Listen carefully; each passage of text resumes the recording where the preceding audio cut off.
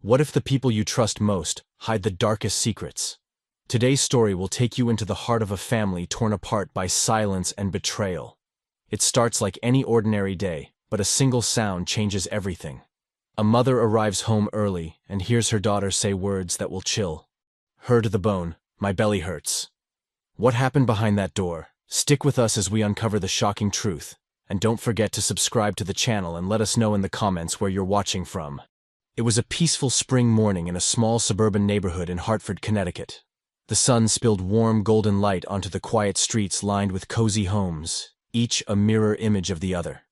Behind one of those white picket fences, inside a small but tidy house, 8-year-old Emily was busy playing with her dolls. Her world was innocent, simple, a world of laughter, school days, and bedtime stories. Her mother, Sarah, a hardworking single mom, juggled 2 jobs to give Emily the best life she could. Sarah had always believed she was doing the right thing. Sarah's older brother, Michael, was the family's golden boy. In his early 40s, Michael was a seemingly kind and dependable man. To Sarah, he was not just her brother, but her rock, the person she could always lean on. Michael often offered to babysit Emily whenever Sarah had to work late shifts. "Anything for you and the little one," he'd say with a smile, his voice reassuring, dependable. But appearances, as Sarah would soon learn, can be deceiving. On this particular Friday, Sarah had picked up an unexpected early shift and called Michael to see if he could watch Emily for the evening. "Of course, sis," he'd said. He'd bring her over. Emily had no complaints. Uncle Michael's house had a big backyard, plenty of snacks, and cartoons on the TV. It seemed like any other normal day. That evening, as the sun dipped below the horizon, Sarah left Emily at Michael's house and rushed to work. Be good for Uncle Michael. "Okay," she'd said, kissing Emily's forehead. Emily smiled brightly. "Okay, Mommy." Michael stood at the door, waving goodbye. His face, framed by the last light of the evening, seemed almost too still, his expression unreadable. Hours later, something strange happened at Sarah's workplace. A last-minute change in scheduling meant Sarah's shift was cut short. "Looks like you get to go home early for once," her manager said with a tired grin. Grabbing her bag and keys, Sarah smiled at the thought of picking Emily up early and tucking her into bed herself. She didn't even call to let Michael know she was on her way. After all, it was her brother. What could possibly go wrong? The drive home was short, but as Sarah pulled into Michael's driveway, something unsettled her. The lights were dim in the house, and the curtains were drawn shut. Strange, she thought. She stepped out of the car and walked up to the door, turning the handle gently. It was unlocked. "Michael?" she called softly, but there was no answer. And then, faintly, she heard it. A muffled sound, a child's voice. It was coming from upstairs. Sarah's heartbeat quickened as she climbed the staircase.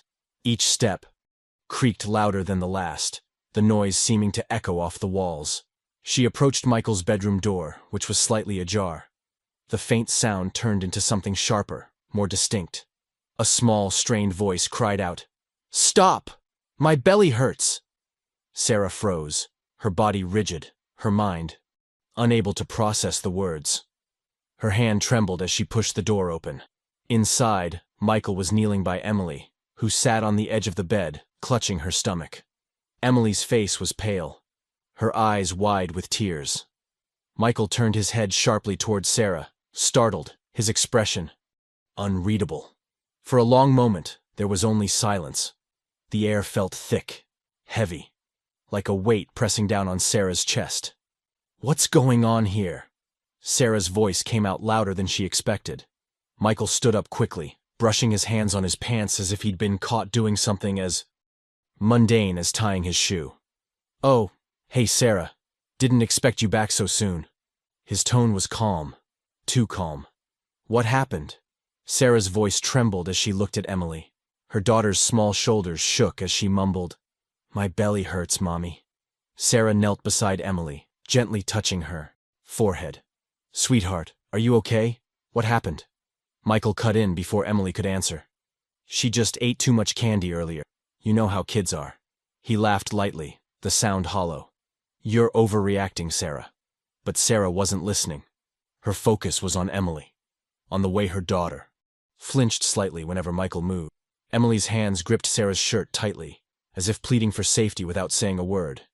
"We're leaving," Sarah said firmly, scooping Emily into her. Michael's face darkened, his calm veneer cracking for just a second. "Sarah, you're being ridiculous." She turned sharply to face him. "Don't say another word." Her voice was ice. Without looking back, she carried Emily down the stairs and out to the car. The drive home was silent, save for the occasional sniffle from Emily. Sarah kept glancing at her daughter in the rearview mirror, her mind racing. What happened back there? She thought. Her hands gripped the steering wheel so tightly that her knuckles turned white. Once home, Sarah tucked Emily into bed, brushing the girl's hair back tenderly. "It's okay, sweetheart. Mommy's here now." Emily didn't say anything. She just turned to face the wall, her small form curling into itself. Sarah sat on the edge of the bed for a long time, staring into the darkness. Downstairs, Sarah paced the living room. Questions buzzed in her mind like angry bees. Why was Emily clutching her stomach? Why did she look so scared? And most unsettling of all, why had Michael looked so... That night, sleep didn't come for Sarah. She sat in the kitchen, staring at the phone. Should she call someone? The police? The doctor? Her mother? Doubts clawed at her resolve. What if I'm wrong, she thought. What if it really was nothing? But deep down, she knew something wasn't right. Morning came, and Emily was quieter than usual. She sat at the kitchen table, poking at her cereal without eating. Sarah knelt beside her. "Honey, did something happen at Uncle Michael's last night? You can tell me anything." Emily didn't look up. She just whispered, "I don't want to go back there." Sarah's stomach dropped. The words were simple, but the weight they carried was enormous. Sarah knew then that this was only the beginning. The truth was buried somewhere in the shadows, and she would stop at nothing to uncover it. But little did she. No, the secrets of her family ran deeper than she could ever imagine. The morning sun streamed through the small kitchen window, yet the warmth of the light did little to ease the cold dread in Sarah's chest. Emily sat at the table, still dressed in her pajamas, staring silently into her untouched cereal. Her usual chatter, the way she would hum little songs to herself, was gone. Instead, the room felt heavy, suffocating in its stillness. "Sweetie," Sarah tried again, her voice soft but urgent. "Can you tell Mommy what happened last night?" Emily's spoon clinked against the side of the bowl as her small hand trembled. She didn't look up. I don't talk about it." Sarah swallowed hard. She wanted to press, to demand answers, but the fear in her daughter's eyes stopped her. What did Michael do? The thought made her stomach churn, but without answers, all she had were suspicions, and suspicions weren't enough. Forcing a smile, Sarah brushed a hand through Emily's soft blonde hair. "It's okay, baby. Mommy's here now. You don't have to go anywhere you don't want to, okay?" Emily gave a tiny nod, her lips pressed into a thin line. Sarah's heart ached at how small and fragile her daughter suddenly seemed. Later that morning, Sarah's phone rang, the sound startling in the heavy quiet of the house. She snatched it up quickly, glancing at the screen. Michael. Her fingers hovered over the button to decline, but something made her answer. "What do you want?" Michael's voice was smooth, as always, almost too casual. "You didn't have to storm out last night like that, Sarah. You know how kids are. Emily's probably just making something out of nothing." Sarah's grip on the phone tightened. Making something out of nothing? She couldn't keep the anger out of her voice. "She's been quiet and scared all morning." "What happened?" "Michael? I told you. She ate too much candy." His tone grew sharper, defensive. "You're overthinking this, Sarah. You always do." Her jaw clenched. "You don't get to tell me what I'm thinking. I know something's wrong. I don't trust you, Michael." There was a long pause on the other end. When he finally spoke, Michael's voice was low, almost threatening. "Careful what you're implying, sis. You don't want to stir up trouble." The line went dead before she could respond. Sarah stared at the phone, her hands shaking. There was something chilling about the way Michael had said those words, like a warning. Her mind flashed back to the look in his eyes last night, so cold and unreadable. How could I have missed this? She wondered. That afternoon, Sarah drove Emily to the doctor. Even if her daughter wouldn't talk, Sarah wanted to make sure nothing was physically wrong. Sitting in the sterile waiting room, Sarah watched Emily flip through a picture book, her movements slow and distracted. When the doctor finally called them in, Sarah explained the situation as delicately as she could without causing alarm. She's been complaining about stomach pains, but there's no fever or other symptoms, and she's been very quiet lately. Dr. Reynolds, an older man with kind eyes, nodded thoughtfully as he examined Emily.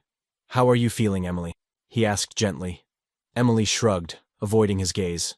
"My belly hurts sometimes." The doctor ran through his usual checks. Temperature, heartbeat, abdomen. "Well, everything seems fine physically," he said, turning back to Sarah. "No signs of illness or injury. I do think it's worth considering that this could be stress-related. Has anything happened recently that might have upset her?" Sarah's mouth went dry. I'm not sure." Dr. Reynolds lowered his voice, his expression serious. "Children sometimes react to things they don't fully understand. It could be something small or something bigger. You know your daughter best.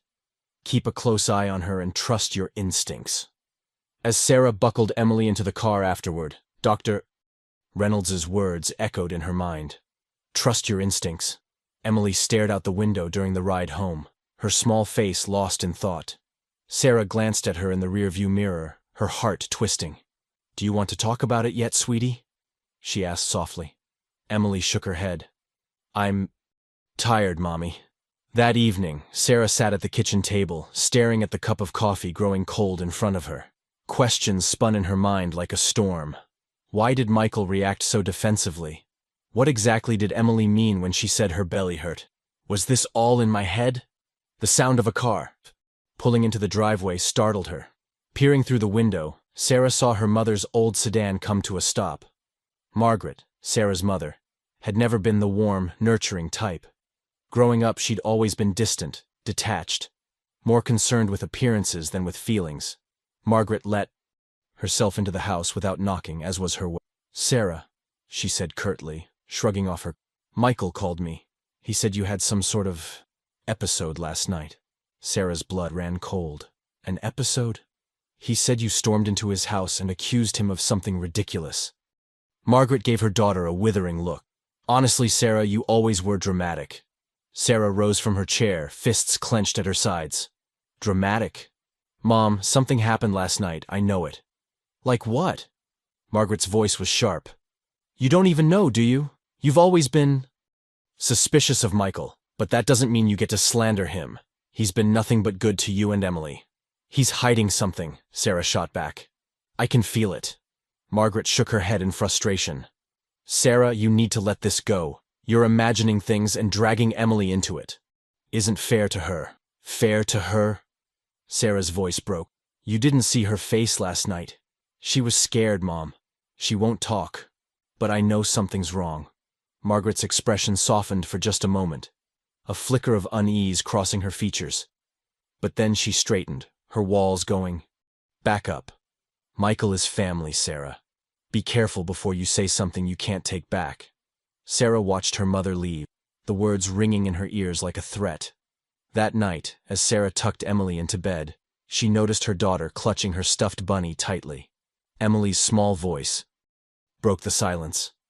"Mommy?" Sarah's heart leapt. "Yes, baby?" "Can I sleep with you tonight?" Sarah smiled softly, brushing Emily's hair back. "Of course, sweetheart." As they lay in Sarah's bed, Emily curled up close.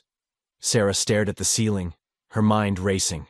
Something wasn't right with Michael, and Margaret's refusal to acknowledge it only made her more certain.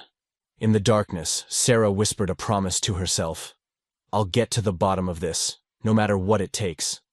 Little did she know, uncovering the truth would lead her down a path darker than she ever imagined. The soft hum of the dishwasher filled the quiet kitchen the next morning. Sarah sat at the table, sipping a cup of coffee, her eyes bloodshot from a sleepless night. Across from her sat Emily, her small body wrapped in a blanket as she stared blankly at her cereal for the second day in a row. Sarah's heart ached just looking at her daughter, her bright, bubbly girl now reduced to silence and shadows. "Sweetie," Sarah said gently, "do you feel any better today?" Emily shrugged without looking up. "A little." The words felt hollow, like they had been said just to make Sarah stop asking. Sarah wanted to keep pushing, but she knew that would only make Emily retreat further. Her daughter needed time to feel safe, to feel like she could talk. The front doorbell rang, making Sarah jump slightly. She got up, tucking her robe tighter around herself, and opened the door to see Michael, standing on her porch. His hands were stuffed into the pockets of his coat, his face a practiced mask of calm. But Sarah could see something unsettling in his eyes, something cold. "Morning, sis," he said, offering a thin smile. "What do you want, Michael?" Sarah's tone was sharper than she intended. Michael's smile faltered. "I just wanted to check on Emily. I know you were upset the other night, but I thought—" "Upset?" Sarah cut him off, narrowing her eyes. "You're lucky I didn't call the police." Michael's face hardened, the charm vanishing. "Sarah, you're blowing this out of proportion. You're letting your imagination get the best of you." "My imagination," Sarah hissed, stepping onto the porch and pulling the door partially shut behind her. "She said her belly hurt, Michael. She was crying. She doesn't want to go near you. And you think I'm imagining things?" Michael's voice dropped low, almost a growl. "You don't know what you're talking about. You've always been paranoid, Sarah. If you start accusing me of things, you'll just end up looking foolish. Is that a threat?" "It's advice." Michael held her gaze for a moment longer before shaking his head in mock disappointment. "You need to get a grip, Sarah. You're going to scare that little girl of yours more than help her." Before Sarah could respond, Michael turned and walked back to his car, his posture rigid. She stood frozen on the porch, her heart pounding in her chest. Was that a threat? She wondered again. Her brother had always been the good one, the golden child her mother doted on, the one who could do no wrong. But now, all Sarah could see was a stranger, a man who made her skin crawl. She turned back inside to find Emily peeking around the corner of the hallway, her big blue eyes filled with worry. "Was that Uncle Michael?" she asked softly. Sarah knelt down and opened her arms. Emily ran to her, burying her face in her mother's shoulder. "Don't worry, baby," Sarah whispered, her voice shaking. "You don't have to see him again, I promise." Emily clung to her tighter. Later. That day, Sarah couldn't stop thinking about what Michael had said. "You'll end up looking foolish." It wasn't just a warning, it was a challenge. She needed answers, something to prove that her instincts were right, that Emily's pain wasn't just in her head. After settling Emily on the couch with a blanket and her favorite cartoon, Sarah crept upstairs to her room. She pulled out an old cardboard box of family photos and keepsakes from her closet, the musty smell of aged paper filling the air. If Michael had secrets, maybe they were buried in the past. Sarah thumbed through the photos, her fingers trembling slightly as she studied each image. Most were ordinary snapshots of childhood, family vacations, birthdays, holidays. But as she reached the bottom of the stack, her heart stopped. There, tucked between two old postcards, was a photograph she didn't remember ever seeing before. It, a younger Michael, perhaps 10 or 11 years old, stood in the backyard of their childhood home. Beside him sat another child, a girl about his age, with a blank expression and a hollow gaze. Sarah didn't recognize her. The photo was faded, but Michael's arm was wrapped awkwardly around the shoulder. Something about it made Sarah's skin crawl. Flipping the photo over, Sarah found words scrawled in her father's familiar handwriting. Summer 1982. Michael and L.L. Who was L, and why had Sarah never heard of her? She sat back, staring at the photo. The backyard in the picture, unmistakably their old family home, the one her parents still lived in. Her mother, Margaret, had never mentioned another child spending time with Michael, and Sarah had certainly never heard of anyone named L. The memory of her conversation with Margaret the day before crept into her mind. "Michael is family, Sarah. Be careful before you say something you can't take back." What was Margaret hiding? That evening, after putting Emily to bed, Sarah sat at the kitchen table and stared at the photo under the harsh yellow light. L. The letter felt like a clue, a thread leading to the truth. But pulling at it might unravel everything she thought she knew about her family. Her phone buzzed, pulling her from her thoughts. It was her friend from high school, Claire, who she hadn't spoken to in months. "Hey, Sarah," Claire's cheerful voice crackled through the line. "I saw you called me earlier. Everything okay?" Sarah hadn't meant to call her, but something about hearing Claire's familiar voice made her break down. "I don't know, Claire," she admitted, her voice shaking. "I think something's wrong with my brother. Something bad." Claire's tone immediately turned serious. "What happened?" Sarah hesitated, then told Claire everything. Michael's calm denial, Emily's stomach pains, the photograph she'd found. When she finished, there was silence on the other end of the line. "Sarah," Claire said finally, "this sounds serious. You need to find out who that girl is. If Michael's been hiding something this long, you're right. It's probably bad." "I don't know where to start," Sarah whispered. "Start with your mom. She knows more than she's letting on." Sarah sighed, wiping tears from her cheeks. "Yeah, you're probably right. Listen, if you need anything, call me," Claire said firmly. "You're not in this alone, okay?" "Thanks, Claire," Sarah murmured before hanging up. Sarah picked up the photo again, her gaze fixed on Michael's blank expression. She thought about her daughter sleeping upstairs and the promise she had made to keep Emily safe. "I'm going to find out what you're hiding, Michael." The next morning, Sarah bundled Emily up and drove to her parents' house. Margaret answered the door, her eyes narrowing slightly at the sight of Sarah. "What are you doing here?" "I need to talk to you," Sarah said, holding up the photograph. "Who is this girl?" Margaret's face went pale, her lips parting slightly before she quickly composed herself. "Where did you find that?" "In an old box." "Who is she, Mom?" Margaret's gaze darted away, her voice clipped. "That was a long time ago, Sarah. It's not something we need to talk about. Not something we need to talk about?" Sarah repeated, incredulous. "Mom, Michael's been hiding something, and now Emily's afraid of him. Who is this girl?" Margaret stared at her daughter for a long moment, her eyes filled with something between guilt and fear. "Her name was Lisa," she said finally, "and you need to stop digging, Sarah. For your own good." Sarah's blood ran cold. Lisa. The name felt like the key to a door she wasn't sure she wanted to open. "What happened to her?" Sarah pressed, her voice shaking, but Margaret didn't answer. She simply turned and walked back into the house, leaving Sarah standing in the doorway with the photograph clutched in her trembling hand. Sarah stood frozen in the doorway of her parents' house, the old photograph of Michael and Lisa still clutched in her hand. Margaret's refusal to answer, the way she turned her back so abruptly, felt like a slap. The silence between them was louder than any words could have been. "Mom!" Sarah called. Sarah. Out, her voice trembling. "You can't just walk away from this. I need to know." From inside the house, Margaret's voice carried back, low and cold. "Some things are better left in the past, Sarah." Sarah's heart pounded, fury bubbling up in her chest. "Not when it's hurting my daughter," she shouted. Margaret didn't respond. The quiet thud of her footsteps echoed through the house as she retreated, leaving Sarah standing on the porch alone. The wind blew softly, tugging at her coat and the edges of the photo. "Lisa," Sarah whispered to herself, staring down at the faded image. "Who were you? And what happened to you?" She turned back toward her car, where Emily sat waiting in the back seat, her small face pressed against the window. Sarah's gut twisted at the sight of her daughter's pale, worried expression.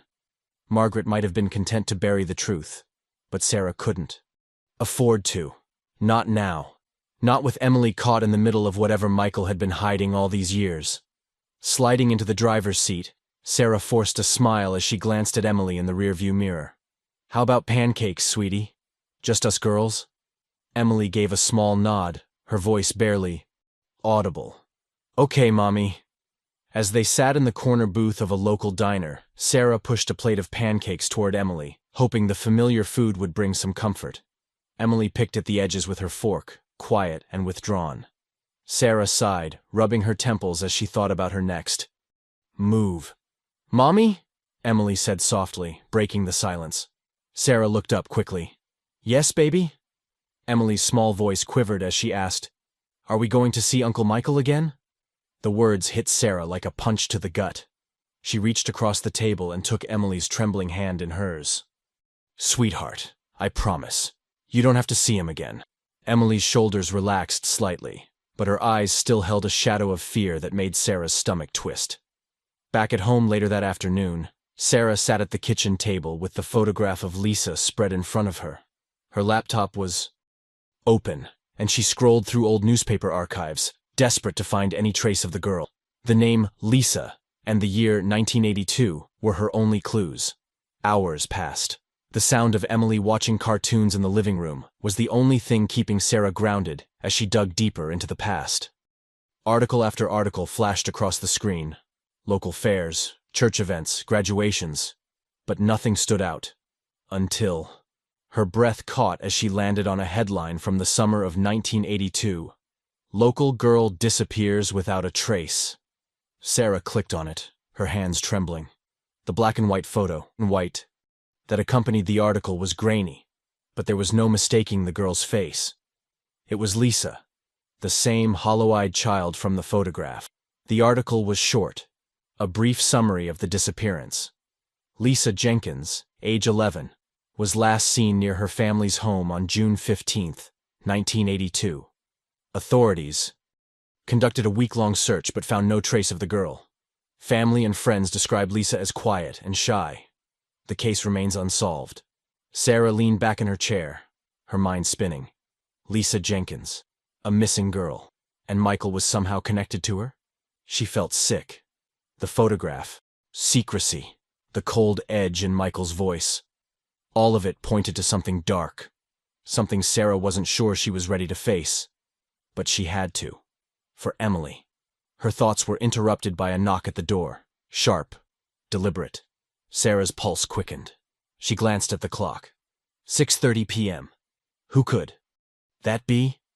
Mommy? Emily called from the living room. It's okay, baby, Sarah said quickly, rising to her feet. She opened the door cautiously, and her heart nearly stopped.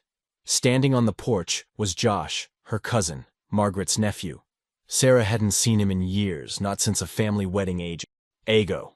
He looked older, rough around the edges, with a scruffy beard and a wary expression. Josh?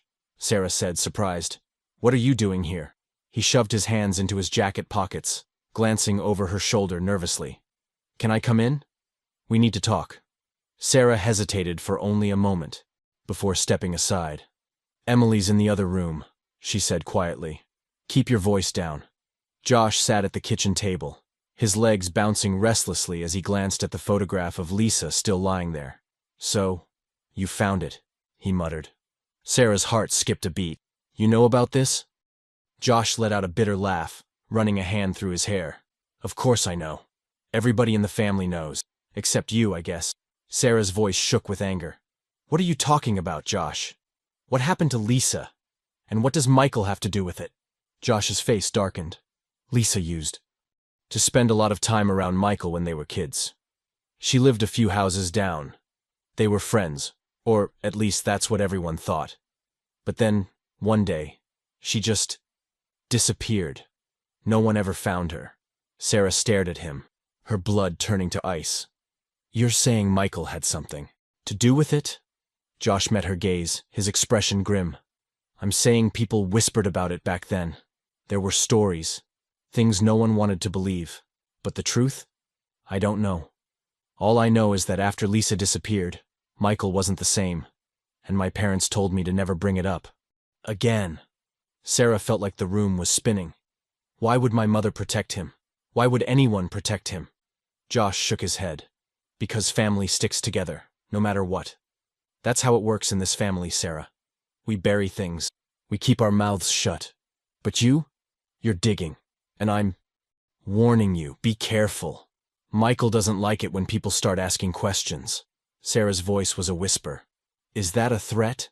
Josh looked at her, his expression almost pitying. It's the truth. He stood and walked toward the door, pausing with his hand on the doorknob. Watch your back. Sarah! Michael's not who you think he is. The door clicked shut behind him, leaving Sarah alone in the dim kitchen. She sank into a chair, her mind racing. Lisa Jenkins. Michael. A missing girl. And now Josh is warning me? From the living room, Emily called softly. Mommy? Sarah wiped the tears from her face and stood up, forcing her voice to sound steady. I'm coming, sweetheart. As she tucked Emily into bed that night, Sarah kissed her forehead and whispered, I promise, baby, I'm going to keep you safe, no matter what. But deep down, Sarah knew this was only the beginning. Michael's secrets were darker than she ever imagined, and the truth was still waiting in the shadows, dangerous and unforgiving. The days following Josh's warning passed like a heavy fog, thick, suffocating, and filled with a sense of unease that Sarah couldn't shake. She moved through her house like a ghost, going through the motions of work and motherhood. But her mind was consumed by the photograph, the name Lisa Jenkins, and Michael's chilling presence looming over everything. Emily, once so cheerful and full of life, continued to withdraw. She spent hours quietly drawing in her sketch pad, the crayons moving slowly, as though each line took effort. When Sarah asked her what she was drawing, Emily only shrugged and murmured, Just things I remember. The words haunted Sarah more than she cared to admit. What does she remember? What did Michael do to her? That Friday, after dropping Emily off at school, something Sarah had become reluctant to do, she found herself gripping the steering wheel in the parking lot, staring out at nothing. Her heart pounded as a decision formed in her mind. She had to confront someone who could give her answers. Her mother, Margaret, or maybe her father. They know something, Sarah thought. They've always known. Turning the key in the ignition, Sarah didn't even realize where she was going until she was halfway there. The familiar road led to her childhood home, a modest two-story house on the outskirts of Hartford. The house looked smaller than she remembered, its white paint peeling, the porch sagging under years of neglect. The ghosts of her childhood seemed to cling to the walls. Sarah couldn't help but think of all the times she'd played in that yard while Michael watched her from the porch. Back then, she'd felt safe. How naive she had been. Taking a deep breath, she knocked on the front door. After what felt like an eternity, her mother finally opened it, frowning as if annoyed by the interruption. Sarah, Margaret said curtly, stepping aside to let her in. What do you want now? Sarah walked into the house, the familiar scent of old wood and stale coffee wrapping around her like an unwelcome embrace. We need to talk, Mom, and this time, I need real answers. Margaret sighed, folding her arms tightly across her chest. About what? Sarah pulled the photograph of Lisa from her pocket and held it up. About her. Margaret's face turned pale, her lips pressing into a thin line. I already told you. That's none of your business. None of my business? Sarah's voice shook with anger. Lisa Jenkins disappeared when she was a child. She was last seen with Michael. How can you sit there and act like it doesn't matter? Don't you care what might have happened to her? Margaret's eyes flicked toward the photograph, and for a moment, Sarah saw something raw and broken, something close to fear. You don't understand, Sarah, Margaret said quietly. You weren't there. Then explain it to me, Sarah demanded. Why is Michael's name tied to a missing girl? Why are you protecting him? Margaret turned away, staring out the window. Because he's my son, she said in a voice barely above a whisper. Sarah blinked, stunned. What does that even mean? You know something happened, don't you? Margaret didn't respond, her gaze fixed on something far away, as if the memories were too much to bear. You told me to stop digging, Sarah pressed. But I can't. Emily's afraid of him, Mom. Something happened to her, too. I can feel it. At this, Margaret flinched visibly, her hand trembling as she gripped the edge of the counter. Sarah, listen to me. Michael. He's not well. He hasn't been for a long time. Sarah froze. What are you talking about? Margaret turned back toward her, tears glistening in her eyes. When he was young, Michael, he had these problems. He would get attached to things, people, and he didn't know how to let go. Lisa was a quiet, shy little girl who lived down the street. She spent time with Michael because her parents didn't pay much attention to her. One summer she just stopped coming around. Sarah's heart pounded. And you didn't think that was strange? Margaret's voice cracked. Of course I did. But your father said we couldn't jump to conclusions. The police asked questions and Michael said he didn't know anything. We believed him. We had to believe him. You chose to bury it, Sarah spat, her voice filled with disgust. You buried it, and now look what's happening. Margaret wiped her tears roughly with the back of her hand. You think I don't regret it? I've been living with that guilt for 40 years. But you have to stop, Sarah.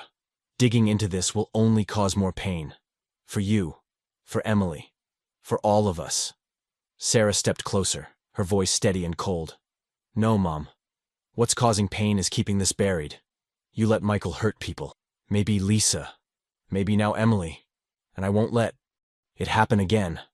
Margaret shook her head, her expression torn between fear and desperation. You don't know what you're getting yourself into, Sarah. Michael. He's dangerous when cornered. Sarah felt her blood run cold. Dangerous? She turned and walked toward the door, her mother's voice following her. Sarah, stop this! Please! But Sarah didn't stop. As she climbed into her car and slammed the door shut, Margaret's final words echoed in her mind. Michael's dangerous when cornered. That evening, Sarah sat at the kitchen table, staring at the photograph of Lisa and the printout of the newspaper article she'd found. A sick feeling settled in her stomach.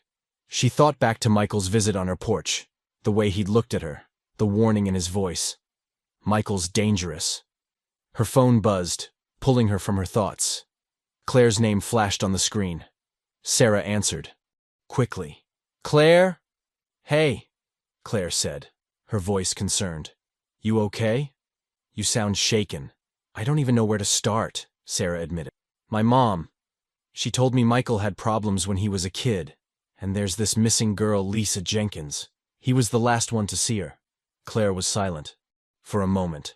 Sarah, this is getting serious. You need to be careful. I don't care how dangerous Michael is, Sarah said fiercely. I need to protect Emily. I need to figure out what happened to Lisa. Claire's voice softened. You don't have to do this alone. I can help you look into it. Sarah felt tears welling in her eyes. Thank you, Claire. I don't know what I'd do without you. Any time, Claire replied. We'll figure this out, Sarah. I promise. As she hung up, Sarah glanced toward the living room, where Emily sat curled up on the couch, watching a cartoon with her stuffed bunny, clutched in her arms. A wave of fierce determination surged through her. Whatever Michael's hiding, she thought, I'll find it, no matter what it takes. But in the darkness of the night, Sarah couldn't shake the feeling that Michael was already watching her, waiting for her to make her next move. The night was darker than usual, the streetlights outside Sarah's house flickering as if struggling to hold back the shadows. Emily was asleep upstairs, tucked under her favorite quilt, her stuffed bunny nestled close.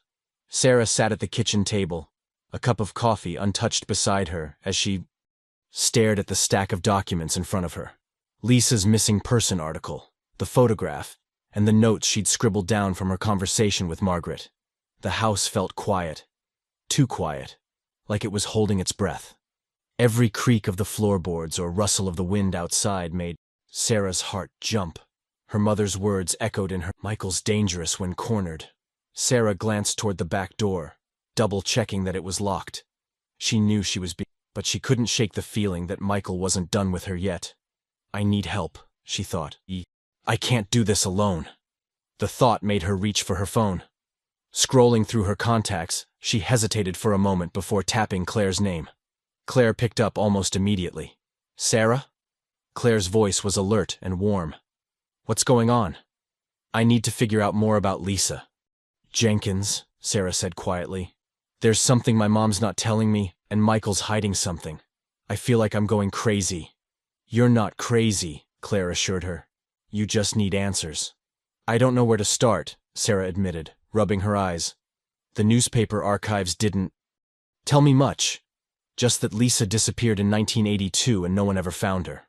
Claire paused thoughtfully on the other end. You know, Sarah, sometimes small towns bury secrets.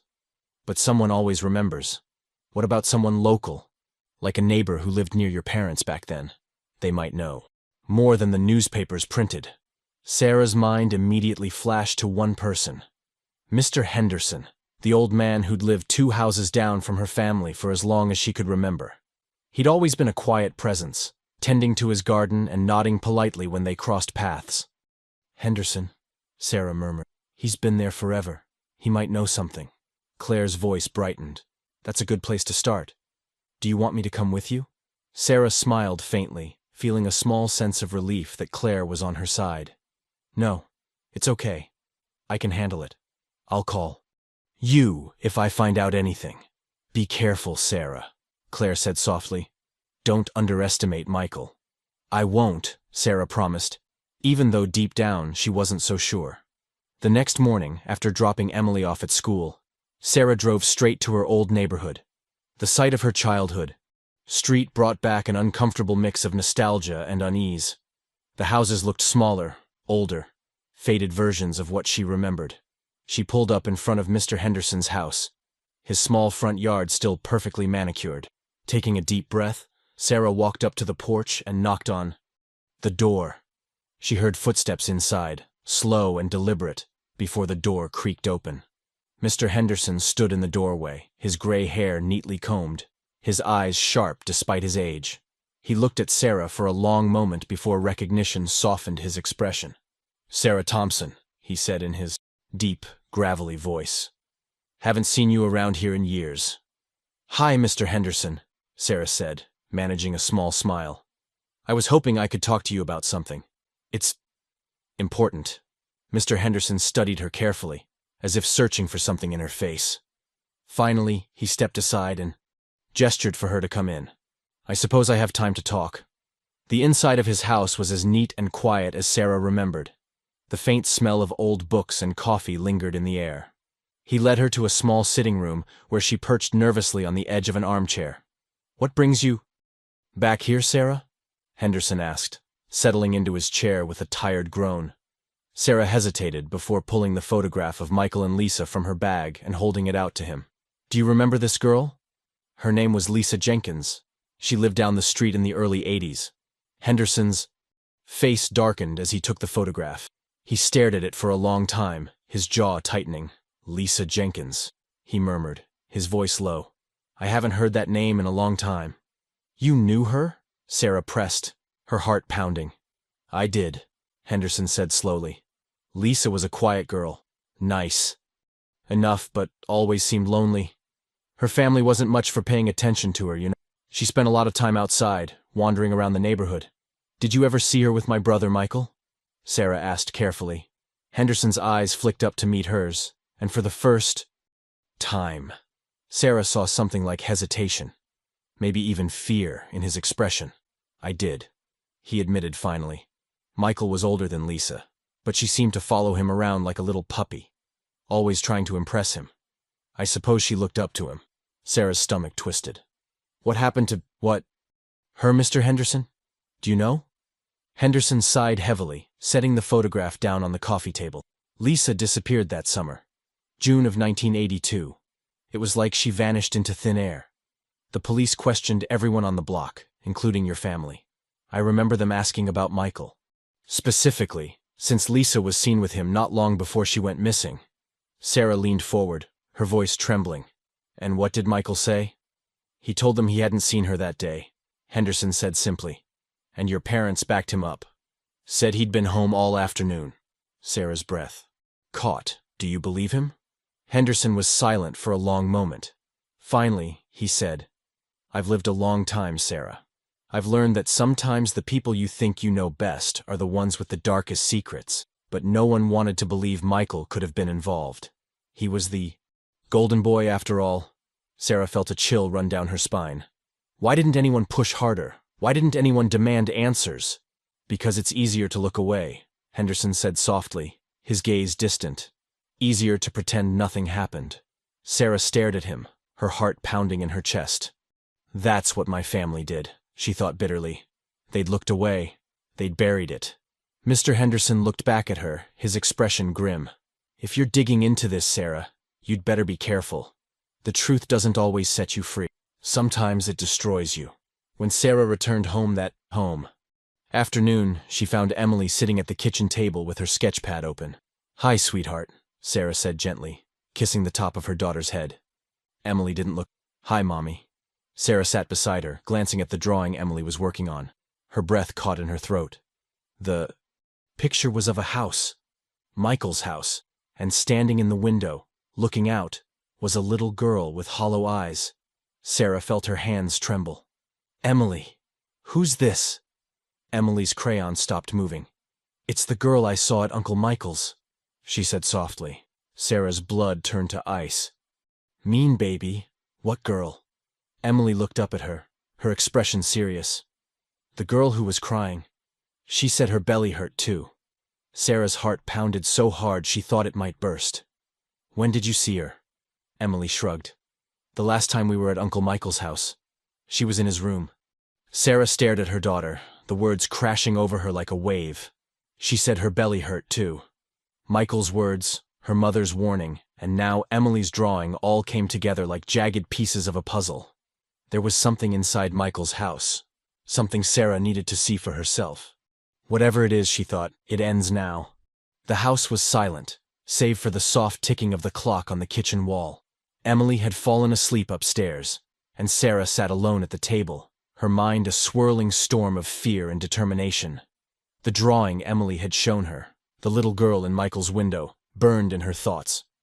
She said her belly hurt too. The words echoed over and over, each time cutting deeper. Emily had seen something, someone, in that house, and Sarah could no longer ignore the truth clawing at her from the shadows. She needed to go to Michael's house. She needed to see for herself.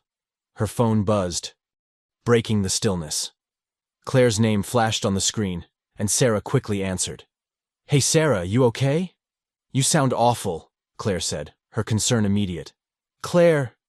Sarah's voice was barely a whisper. Emily drew something today. She said there was a girl at Michael's house, a girl who was crying and said her belly hurt, just like Emily did that night. Claire's sharp intake of breath was audible. What? When did she see this girl? The last time we were at Michael's.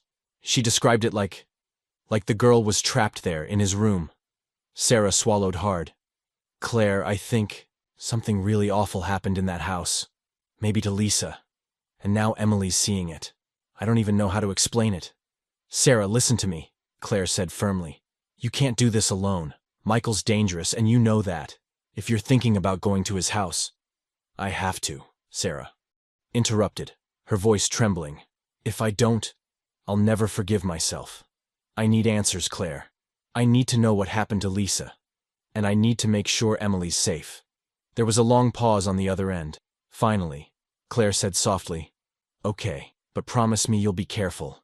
Call me when you're done, no matter what time it is. I will, Sarah promised. It was nearly midnight when Sarah pulled up to Michael's house. The neighborhood was quiet, the streetlights casting eerie pools of light onto the pavement. Michael's house sat dark and still, the windows black like empty eyes. Sarah killed the engine and sat in the car for a moment, gripping the steering wheel. Every instinct in her body screamed at her to turn back, to drive home and pretend none of this was real. But then she thought of Emily's pale face, her quiet voice, and the drawing of the girl in the window. You need to be brave for her. Taking a deep breath, Sarah stepped out of the car and crept toward the house. The front door was locked. No surprise. But Sarah knew Michael kept a spare key hidden under the loose brick beside the porch. It was exactly where it had always been. Her hands shook as she slid the key into the lock and turned it. The door creaked open, and she slipped inside, shutting it softly behind her. The air inside the house was stale, heavy with dust, and something else she couldn't quite place. A sickly sweetness that made her stomach turn. She stood in the entryway, listening. Silence. The house was unnervingly quiet, as if it were holding its breath. Don't lose your nerve, she told herself. The faint glow of the moon filtered through the windows, casting shadows on the wall. Slowly, Sarah made her way toward the stairs. Every step creaked under her weight, the sound like a whisper, warning her to turn back. But she pushed on, one step at a time, until she reached the second floor. Michael's bedroom door was closed, just as it had been that night. Sarah's heart pounded in her chest as she reached for the doorknob. What if he's here? The thought sent a shiver down her spine, but she pushed it aside. Slowly, she turned the knob and pushed the door open. The room was dark, but moonlight spilled through the window, illuminating the space in ghostly silver light. Everything was exactly as Sarah remembered it. Neat, orderly, almost unnaturally so. But there was something else. Something that felt off. Sarah stepped inside, her eyes scanning the room. There was nothing unusual at first glance, just a bed, a dresser, and a desk in the corner.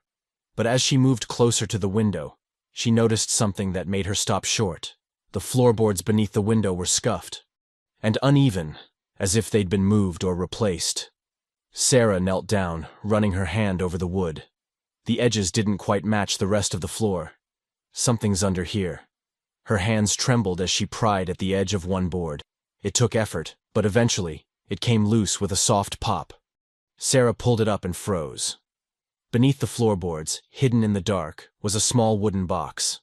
Her pulse pounded in her ears as she reached for it, her fingers brushing against the rough surface. She lifted it out slowly and set it on the floor in front of her. The box was old, its lid worn and splintered in places. There was no lock, just a small latch that clicked open easily under her thumb. Sarah hesitated, her breath catching in her throat. Then, with trembling hands, she lifted the lid. Inside, she found a stack of photographs. Her blood ran cold as she flipped through them. Lisa's face stared back at her in photo after photo, her hollow eyes and sad expression unmistakable. In some, she was sitting in the yard. In others, she was inside the house, sitting by the same window Sarah was now kneeling beside. And then, near the bottom of the stack, Sarah found a photograph that made her heart stop. It was Emily, her daughter, sitting on Michael's couch, clutching her stomach, her expression pale and frightened.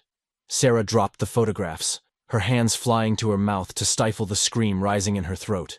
Her entire body shook as the horror of what she was seeing sank in. He's been watching her. He's been doing this all along. A noise from downstairs made Sarah freeze. Footsteps, heavy and deliberate. Her heart pounded violently as she shoved the photographs back into the box and slid it under her coat. She stood, her legs trembling, and crept to the door. Peeking into the hallway, she listened. The footsteps grew louder, closer. Michael. Sarah's breath caught as she heard his voice, low, humming an off-tune melody. He was coming up the stairs. Panic surged through her. She darted back into the room, glancing around wildly for a place to hide. The closet. She slipped inside just as Michael's heavy footsteps reached the landing. Through the crack in the door, she saw his shadow stretch across the floor as he stopped outside the bedroom. The doorknob turned slowly, and the door creaked open. Sarah held her breath, biting her lips so hard she tasted blood. Michael stepped into the room, his silhouette tall and menacing against the moonlit window. He stood there for what felt like an eternity, as if listening for something. Finally, he muttered under his breath and turned back toward the hallway. The sound of his footsteps receded as he moved back downstairs. Sarah waited, her body trembling, until the house fell silent again. Only then did she dare to slip out of the closet, the box still clutched tightly against her chest. She crept down the stairs, her heart pounding so loudly she was sure Michael would hear it. The front door was just a few steps away, almost there. But as she reached for the doorknob, a voice behind her cut through the silence like a knife. "Leaving so soon, Sarah?" She turned slowly, her blood turning to ice. Michael stood at the base of the stairs, his face partially hidden in the shadows, his eyes cold and unblinking. "I told you not to dig," he said softly, his voice unnervingly calm. Sarah's heart stopped. The world seemed to slow as Sarah stood frozen at the front door, her hand still hovering over the knob. Michael's voice hung in the air like a dagger suspended in time, calm, quiet, but dripping with menace. "Leaving so soon, Sarah?" Her breath hitched. Slowly she turned to face him, clutching the box tighter under her coat. Michael stood at the bottom of the stairs, his broad figure silhouetted by the faint light spilling in through the windows. His posture was still, unnaturally so, like a predator watching its prey. "Michael." Sarah's voice trembled despite her effort to sound calm. "What are you doing here?" Michael tilted his head slightly, his lips curling into a thin, unreadable smile. "That's what I should be asking you, little sister. What are you doing in my house in the middle of the night?" Sarah swallowed hard, trying to think fast. "Emily left something here the last time. She was over," she lied, her voice shaking. "A toy. I didn't want to bother you, so I let myself in." Michael's smile didn't falter, but his eyes darkened. "You always were a terrible liar, Sarah." The air grew heavy between them, the silence stretching into something unbearable. Sarah's heart pounded in her chest, every instinct screaming at her to run. "You shouldn't be here," Michael said softly, taking a step forward. Sarah instinctively backed up, her hand tightening around the box under her coat. "I don't want trouble, Michael. I'm just leaving." "Leaving?" Michael's smile finally slipped, his expression hardening. "No, I don't think so. I think we need to have a little chat." He took another step closer, and Sarah's pulse skyrocketed. She realized then that Michael wasn't going to let her leave, not until he knew what she'd found. Without another word, Sarah wrenched the front door open and bolted into the night. "Sarah!" Michael's roar echoed behind her, a guttural sound that sent chills down her spine. She ran, her shoes pounding against the pavement as she sprinted to her car. The box bounced against her side as she fumbled for her keys, her hands shaking violently.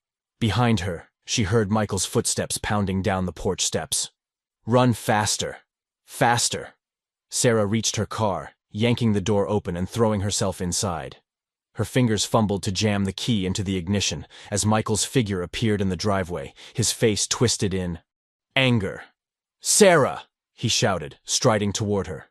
The engine sputtered to life, and Sarah slammed the car into reverse, her tires screeching as she peeled backward.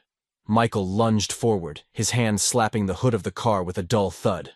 Sarah cried out, her heart racing as she spun the wheel, and sped down the road.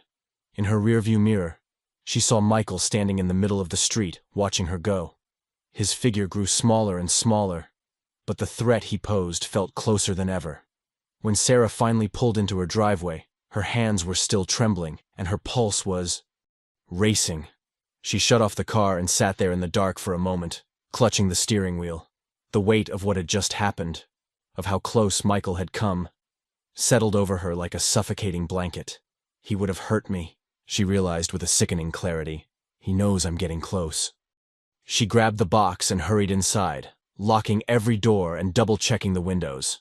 Upstairs, Emily was still sound asleep, her small figure curled under her quilt. Sarah stood in the doorway of her daughter's room, watching her chest rise and fall. A fresh wave of determination washed over her. "Whatever Michael's hiding, I will protect you from it." Sarah sat at the kitchen table, her hands shaking as she emptied the box onto the table. The photographs scattered across the surface, their black and white images seeming to stare back at her. Lisa's face appeared again and again, sitting in Michael's house, her expression blank and hollow. And then there was Emily's photo. Sarah stared at it for a long time, bile rising in her throat. Michael had taken this picture. He had watched Emily, had done something to terrify her so deeply that she still wouldn't talk about it. This has to stop. Sarah's mind raced with possibilities. She couldn't go to the police, not yet. What did she have? A missing girl from 40 years ago, old photographs, and suspicions that no one would believe. Michael would spin it all to make her look crazy, and she'd end up losing Emily. I need proof, she thought. Something undeniable. Suddenly, her phone buzzed. The sound made her jump and she grabbed it quickly, her pulse spiking. It was a text from Claire. "Claire. Hey, you okay? Did you find anything at Michael's house?" Sarah hesitated for a moment before typing back. "Sarah. I found something. I think Lisa was in that house. I'll call you in the morning." Claire's response came quickly. "Claire. Be careful, Sarah. Call me if you need me. I mean it." Sarah set her phone down, running a hand through her hair. She knew Claire was right. Michael wouldn't let this go. If she was going to confront him and the secrets he'd buried, she had to be ready for whatever came next. The next morning, Sarah sat at the kitchen table with Emily, trying to act normal as her daughter ate her breakfast. Emily seemed slightly better, more present. But Sarah couldn't ignore the dark circles under her eyes or the way she jumped at small sounds. "Sweetie," Sarah said gently, "do you want to tell me more about the girl you saw at Uncle Michael's?" Emily looked up from her cereal, her expression uncertain. "Why, Mommy?" "Because I want to help her," Sarah said softly. "If you remember anything, even just a little, it could really help." Emily hesitated, then said quietly, "She was sad. She kept holding her belly and crying." "Did she say anything else?" Emily shook her head. "She was in the window. She just looked at me. Sarah forced herself to smile, brushing Emily's hair back. Thank you for telling me, sweetheart. You're very brave. Emily gave a small smile in return before going back to her cereal.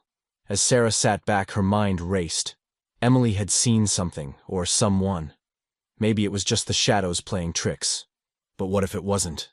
What if Lisa's disappearance had left something behind in that house, a truth that Michael had buried so deep it refused to stay hidden? A sudden thought struck Sarah like a lightning bolt. What if Lisa's body is still there? The idea made her skin crawl, but she couldn't ignore it. Michael's house held secrets, and if she was going to find the truth, she needed to go back, this time with someone she trusted. She grabbed her phone and called Claire. Sarah? Claire answered quickly. Claire, Sarah said, her voice steady. I need you to come with me to Michael's house. I think Lisa's still there. Claire didn't hesitate. I'll be there in an hour. As Sarah hung up, she looked toward the stairs where Emily's soft humming drifted down. Her daughter deserved to grow up safe, to live a life untouched by the shadows of their family's past. Michael's secrets end now. The rain began to fall just as Sarah saw Claire's car pull up outside her house. Fat droplets hit the windshield in slow, rhythmic patterns, the gray clouds overhead making the late afternoon feel like dusk. Sarah glanced toward the living room, where Emily was curled up on the couch with her favorite book, her small face partially hidden by the blanket draped over her. Sarah hesitated for a moment before walking to the door. Mommy's going out for a little while, sweetie, she said softly. I'll be back soon, okay? Emily peeked up from her book, her expression uncertain. Where are you? Where are going? I just have some things to take care of, Sarah said, forcing a smile. Claire's coming with me. You'll be safe here until I'm back. Emily's little hands clutched the edge of the blanket, her eyes searching Sarah's face. Promise? Sarah crouched beside her, brushing Emily's hair back and kissing her forehead. I promise. You can call me if you need anything. Emily nodded reluctantly, and Sarah's heart ached as she turned toward the door, grabbing her coat. Outside, the cold wind hit her like a slap, the rain soaking into her skin as she jogged to Claire's car. Claire sat behind the wheel, her jaw tight, her expression hard with determination. You sure about this, Sarah? She asked, her voice low as Sarah slid into the passenger seat. I have to be, Sarah replied, fastening her seatbelt. Michael's been hiding something for years, and I think it's still in that house. Claire's gaze lingered on Sarah's face. You think, what? That Lisa's still there? Sarah swallowed hard. I don't know. But Emily saw someone, Claire. And I found pictures of Lisa. Pictures of my daughter. That can't be a coincidence. Whatever happened to Lisa, it started in that house. And I'm going to find out what. Claire exhaled sharply, starting the car. Then let's do this. The drive to Michael's house felt longer than it had the night before. The rain drummed steadily on the roof of the car, the windshield wipers creaking back and forth like a metronome counting down to something inevitable. Claire's knuckles were white on the steering wheel as she glanced at Sarah. What's the plan? Claire asked finally. We get in, we look around, and we find anything we can that ties Michael to Lisa's disappearance, Sarah said firmly. He hid those photographs for a reason, Claire. I think the truth is buried in that house. Claire glanced at her. And if Michael shows up? Sarah didn't answer right away. Instead, she stared out at the gray road ahead. Finally, she said, Then we deal with it. The words hung heavy in the car, but Claire didn't press further. When they reached Michael's house, the place looked even more ominous in the pouring rain. The shutters rattled softly in the wind, the old house seemingly alive with its secrets. Claire pulled the car onto the side of the road, out of view of the driveway, and shut off the engine. Ready? She asked. Sarah nodded, though her heart was pounding. Let's go. The front door was locked, as Sarah had expected, but the key Michael kept under the loose brick was still there. It was unsettling how familiar the motion felt as she slid the key into the lock and opened the door. The house was dark, the faint light from the rain-soaked windows casting shadows that seemed to stretch across the walls like reaching hands. Claire stepped in behind her, shutting the door quietly. Creepy, Claire muttered under her breath. Sarah ignored the comment and led the way up the stairs, her footsteps careful on the creaking boards. The air inside felt colder than it had the night before, and the smell of stale wood and dust lingered heavily. Sarah glanced at Claire, whose face was pale but set with determination. "His room's this way," Sarah whispered, leading her down the hall. When they stepped inside Michael's room, the silence was deafening. It was just as Sarah had left it the night before. The neatly made bed, the dresser, the window where she'd found the box of photographs. But now, the place felt heavier, as though the house itself was watching them. Claire moved to the dresser, opening the drawers and sifting through them quickly. "What exactly are we looking for?" "Anything," Sarah said, moving to the floorboards under the window. She knelt down and ran her hands over them, searching for the spot she'd pried open before. "What's this?" Claire's voice cut through the silence. Sarah looked up to see Claire holding a small object between her fingers, an old tarnished locket on a delicate chain. Sarah stood quickly and moved closer, peering at the locket. "Where did you find that?" Claire gestured to the top drawer. It was under a bunch of old socks. Sarah took the locket and turned it over. In her hands, the metal was cold against her skin, the clasp slightly rusted. With trembling fingers, she pried it open. Inside was a tiny photograph, faded and worn. But Sarah recognized the face instantly. Lisa. "Oh my God," Claire breathed. "That's her, isn't it?" Sarah nodded, bile rising in her throat. "Yeah, it's her." The weight of the discovery settled over them, thick and heavy. Why would Michael have kept this? And why had he hidden it so carefully? Claire's voice was barely above a whisper. "Sarah, I think we should go. We found enough. The photos, the locket. This is something we can take to the police." Sarah hesitated, looking around the room. "There's something else here. I can feel it." She turned back to the floorboards, crouching down again. "Help me," she said. Claire sighed, but she knelt beside Sarah, helping her pry up the loose boards. The wood groaned in protest, but finally, the pieces came free. Sarah shone the flashlight she'd brought down into the dark space beneath. Her stomach turned. Lying at the bottom of the hollow space was an old, stained piece of fabric. It was yellowed with age, but the deep brown marks on it were unmistakable. "Is that—" Claire whispered, her face pale. Sarah nodded, her voice shaking. "I think it's blood." Claire covered her mouth with her hand, horror etched into her features. "Sarah, we have to go. Now." But before Sarah could respond, the unmistakable sound of a car engine echoed through the rain outside. They both froze. Sarah's heart stopped as headlights washed through the window, illuminating the room for a split second before plunging it back into darkness. "He's here," Claire whispered, terror in her voice.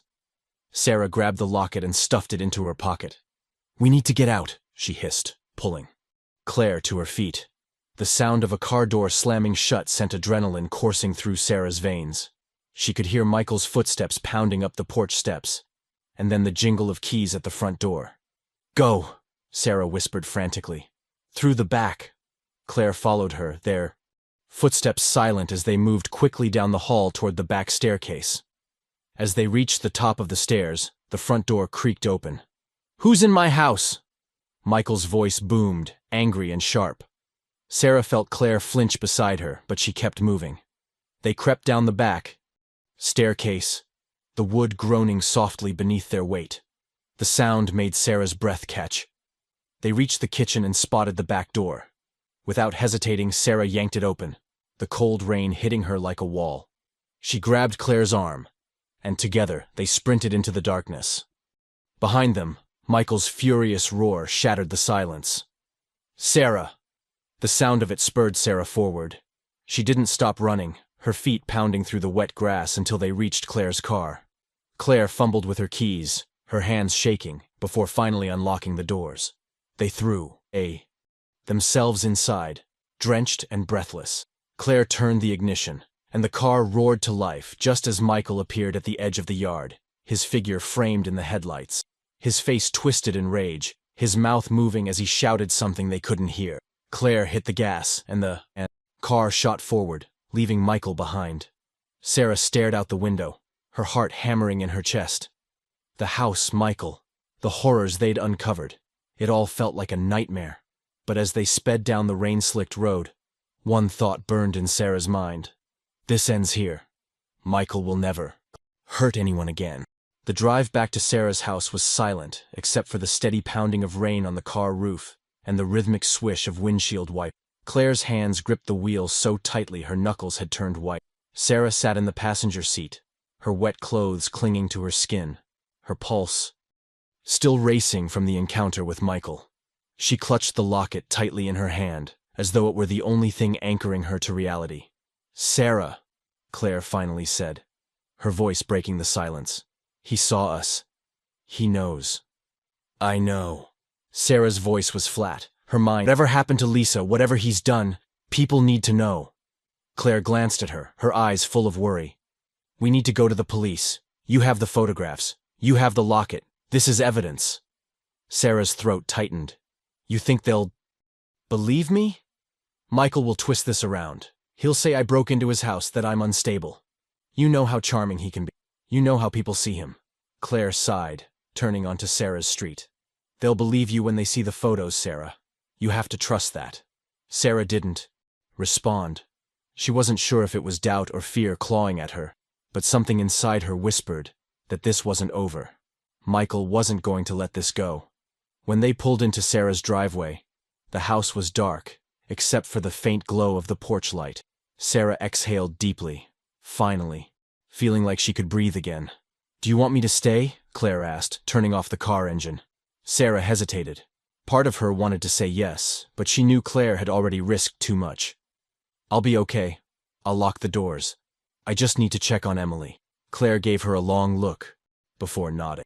"Call me if anything happens, Sarah. Promise me." "I promise." Sarah stepped out into the rain and hurried up the steps to her house. She turned back just long enough to watch Claire's taillights disappear down the road before unlocking the door and slipping inside. The house was quiet, almost too quiet. Sarah shrugged off her wet coat and set the box of evidence on the kitchen table. She needed to get it organized, to figure out how to present it to the police in a way that made them take her seriously. Tomorrow. She'd do it tomorrow. For now, she needed to check on Emily. She climbed the stairs slowly, her footsteps soft on the carpeted steps. The hallway was dark, lit only by the faint glow spilling from Emily's nightlight. Sarah crept into her daughter's room and let out a small sigh of relief when she saw Emily fast asleep, curled up with her stuffed bunny. Sarah knelt beside the bed, brushing a lock of hair back from Emily's forehead. "I'm going to keep you safe," she whispered softly. "I promise." Emily stirred slightly but didn't wake, her breathing steady and peaceful. Sarah kissed her forehead and stood up, retreating quietly back into the hall. But as she turned to go back downstairs, she froze. Something wasn't right. The air felt heavy, like a presence was lingering nearby. Slowly, Sarah turned her head toward the end of the hallway. The door to the guest room, usually kept shut, was slightly ajar. A faint sliver of light spilled out into the hall, illuminating the floor. Her heart skipped a beat. Did I leave that open?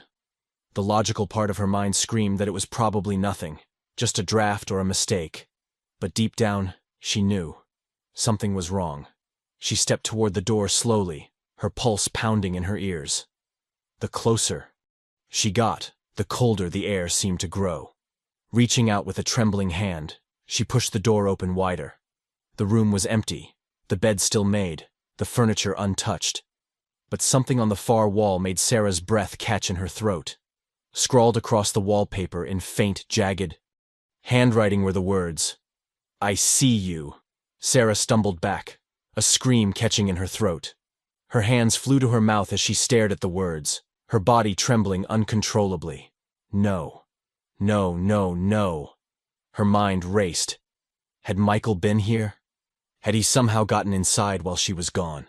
She turned on her heel and ran back down the stairs, her eyes darting to the doors and windows, checking every lock. They were all secure, but that didn't make her feel any safer. Sarah sat at the kitchen table for hours, the box of evidence spread out in front of her. She couldn't stop staring at the photographs, Lisa's empty, hollow expression, the locket, and worst of all, The picture of Emily. The words on the wall haunted her. "I see you!" Her phone buzzed, jolting her from her thoughts. She grabbed it quickly, praying it wasn't Michael. It was Claire. "Hey," Sarah answered, her voice hoarse. "Sarah, you okay?" Claire's voice was laced with concern. "I've been worried. I can't stop thinking about what we found." Sarah rubbed her eyes. "I'm okay. But Claire, someone's been in my house." "What?" Claire's voice sharpened. "Are you sure?" Sarah told her about the writing on the wall, her voice trembling as she described the words. "Sarah, you need to call the police now," Claire said firmly. "This is serious. He's trying to scare you. He's escalating." "I know," Sarah whispered, tears stinging her eyes. I don't know how to explain any of this. What if they think I'm crazy?" "They won't," Claire said fiercely. "You have the photographs, the locket, the blood-stained cloth. This is enough, Sarah. You can't do this alone anymore." Sarah hesitated, looking at the evidence scattered across the table. Finally, she nodded to herself. "You're right. I'll call them in the morning. I'll take everything in." "Good," Claire said, her voice softening. "And you're not crazy, Sarah. You're brave. Remember that." As Sarah hung up, she took a deep breath, trying to steady herself. She stood and began gathering the photographs, carefully placing them back into the box. But as she reached for the last photo, her hand froze. It was a picture of Michael's living room, the same living room she'd been in the night before. But there, in the corner of the photo, was something she hadn't noticed before. A small figure. Sarah's blood ran cold as she brought the photo closer. Squinting in the dim light, it was a little girl, sitting on the floor by the window. Her face was turned slightly to the side, her features blurred, but Sarah could see enough. The girl had long, dark hair, and her head was tilted downward, as though she were crying. Lisa. Sarah dropped the stumbling back from the table. Her mind reeled. The photo wasn't old. It had been taken recently. A sharp knock at the door broke through her thoughts, making her jump. She froze, her heart hammering in her chest. Who's knocking at this hour? Slowly, she crept toward the door and peered through the peephole. Her stomach dropped. Michael stood on the porch, rain dripping from his coat, his face shadowed in the dim light. "Sarah," he called softly, his voice muffled through the door. "I just want to talk." Sarah backed away, her breath coming in short, panicked gasps. He knocked again, louder. This time, "I know you're in there." Sarah's phone trembled in her hand as she dialed Claire. "Claire," she whispered, tears streaming down her face. "He's here." Michael's voice echoed softly through the door. "I just want to talk, Sarah. Open the door." Sarah stumbled backward, clutching her phone to her chest as if it could shield her from him. The sound of his knock grew louder, more insistent, sending jolts of terror through her body. "Claire," she whispered desperately into the phone, her voice trembling. "Michael's here. He's at my front door." "Sarah, stay calm. Don't open it. Don't even go near the door," Claire said sharply, her voice firm and urgent. "I'm calling the police right now. Lock yourself in a room and stay there until they arrive." Sarah's breathing was shallow, her pulse racing so fast she thought she might faint. From outside, Michael's voice turned cold, almost taunting. "Sarah, I know you're in there. You can't ignore me forever." Sarah didn't respond. She turned and sprinted up the stairs, her footsteps thudding softly against the carpet. As she reached Emily's room, she pushed the door open and closed it behind her, locking it with shaking hands. Emily stirred awake at the sound, her small voice breaking the stillness. "Mommy?" "Sweetheart," Sarah said softly, moving quickly to sit beside her. "Everything's okay. We're just going to sit here for a little while, okay?" Emily rubbed her eyes, confused. "Is someone here?" Sarah pulled her daughter close, wrapping her arms around her protectively. "It's just Uncle Michael, baby. But we're safe. Mommy's right here." The sound of Michael's knocking echoed faintly through the walls, each thud a reminder that he was just outside. Sarah could hear his muffled voice calling her name, the sound sending chills down her spine. "Why is he here?" Emily whispered, clutching her stuffed bunny tightly. Sarah kissed the top of her head, forcing her voice to stay calm. "He's leaving soon, baby." Don't worry. Deep down, though, Sarah wasn't so sure. Minutes felt like hours as Sarah sat on the floor of Emily's room, listening to the faint sounds of Michael pacing outside. Every creak of the porch, every thud of his steps sent her heart lurching into her throat. Suddenly, the knocking stopped. Sarah held her breath, straining to hear. For a long moment there was silence. Then, footsteps. Slow, deliberate footsteps retreating down the porch steps. The sound of a car engine starting reached her ears, and she dared to exhale. He's gone. Sarah didn't move for another 10 minutes just to be sure. Then, cautiously, she unlocked the door and crept downstairs, her phone still in hand.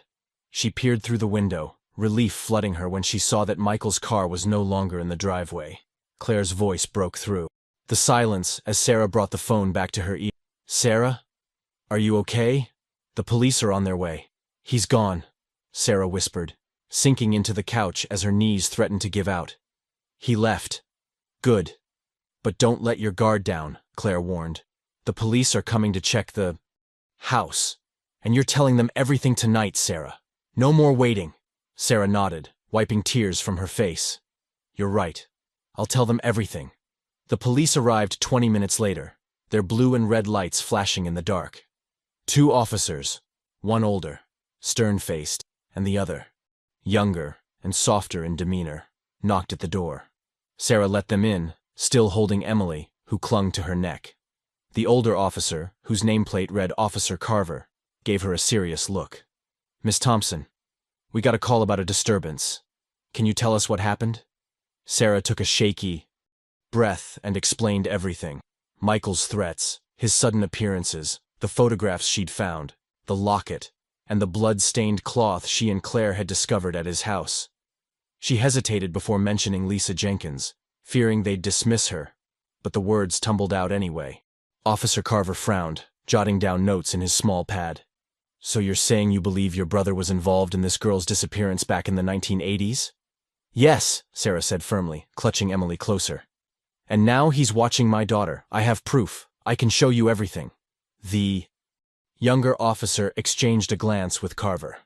"We'll need to see what you have, ma'am," he said gently. Sarah nodded quickly and retrieved the box from the kitchen table, her hands trembling as she handed it to them.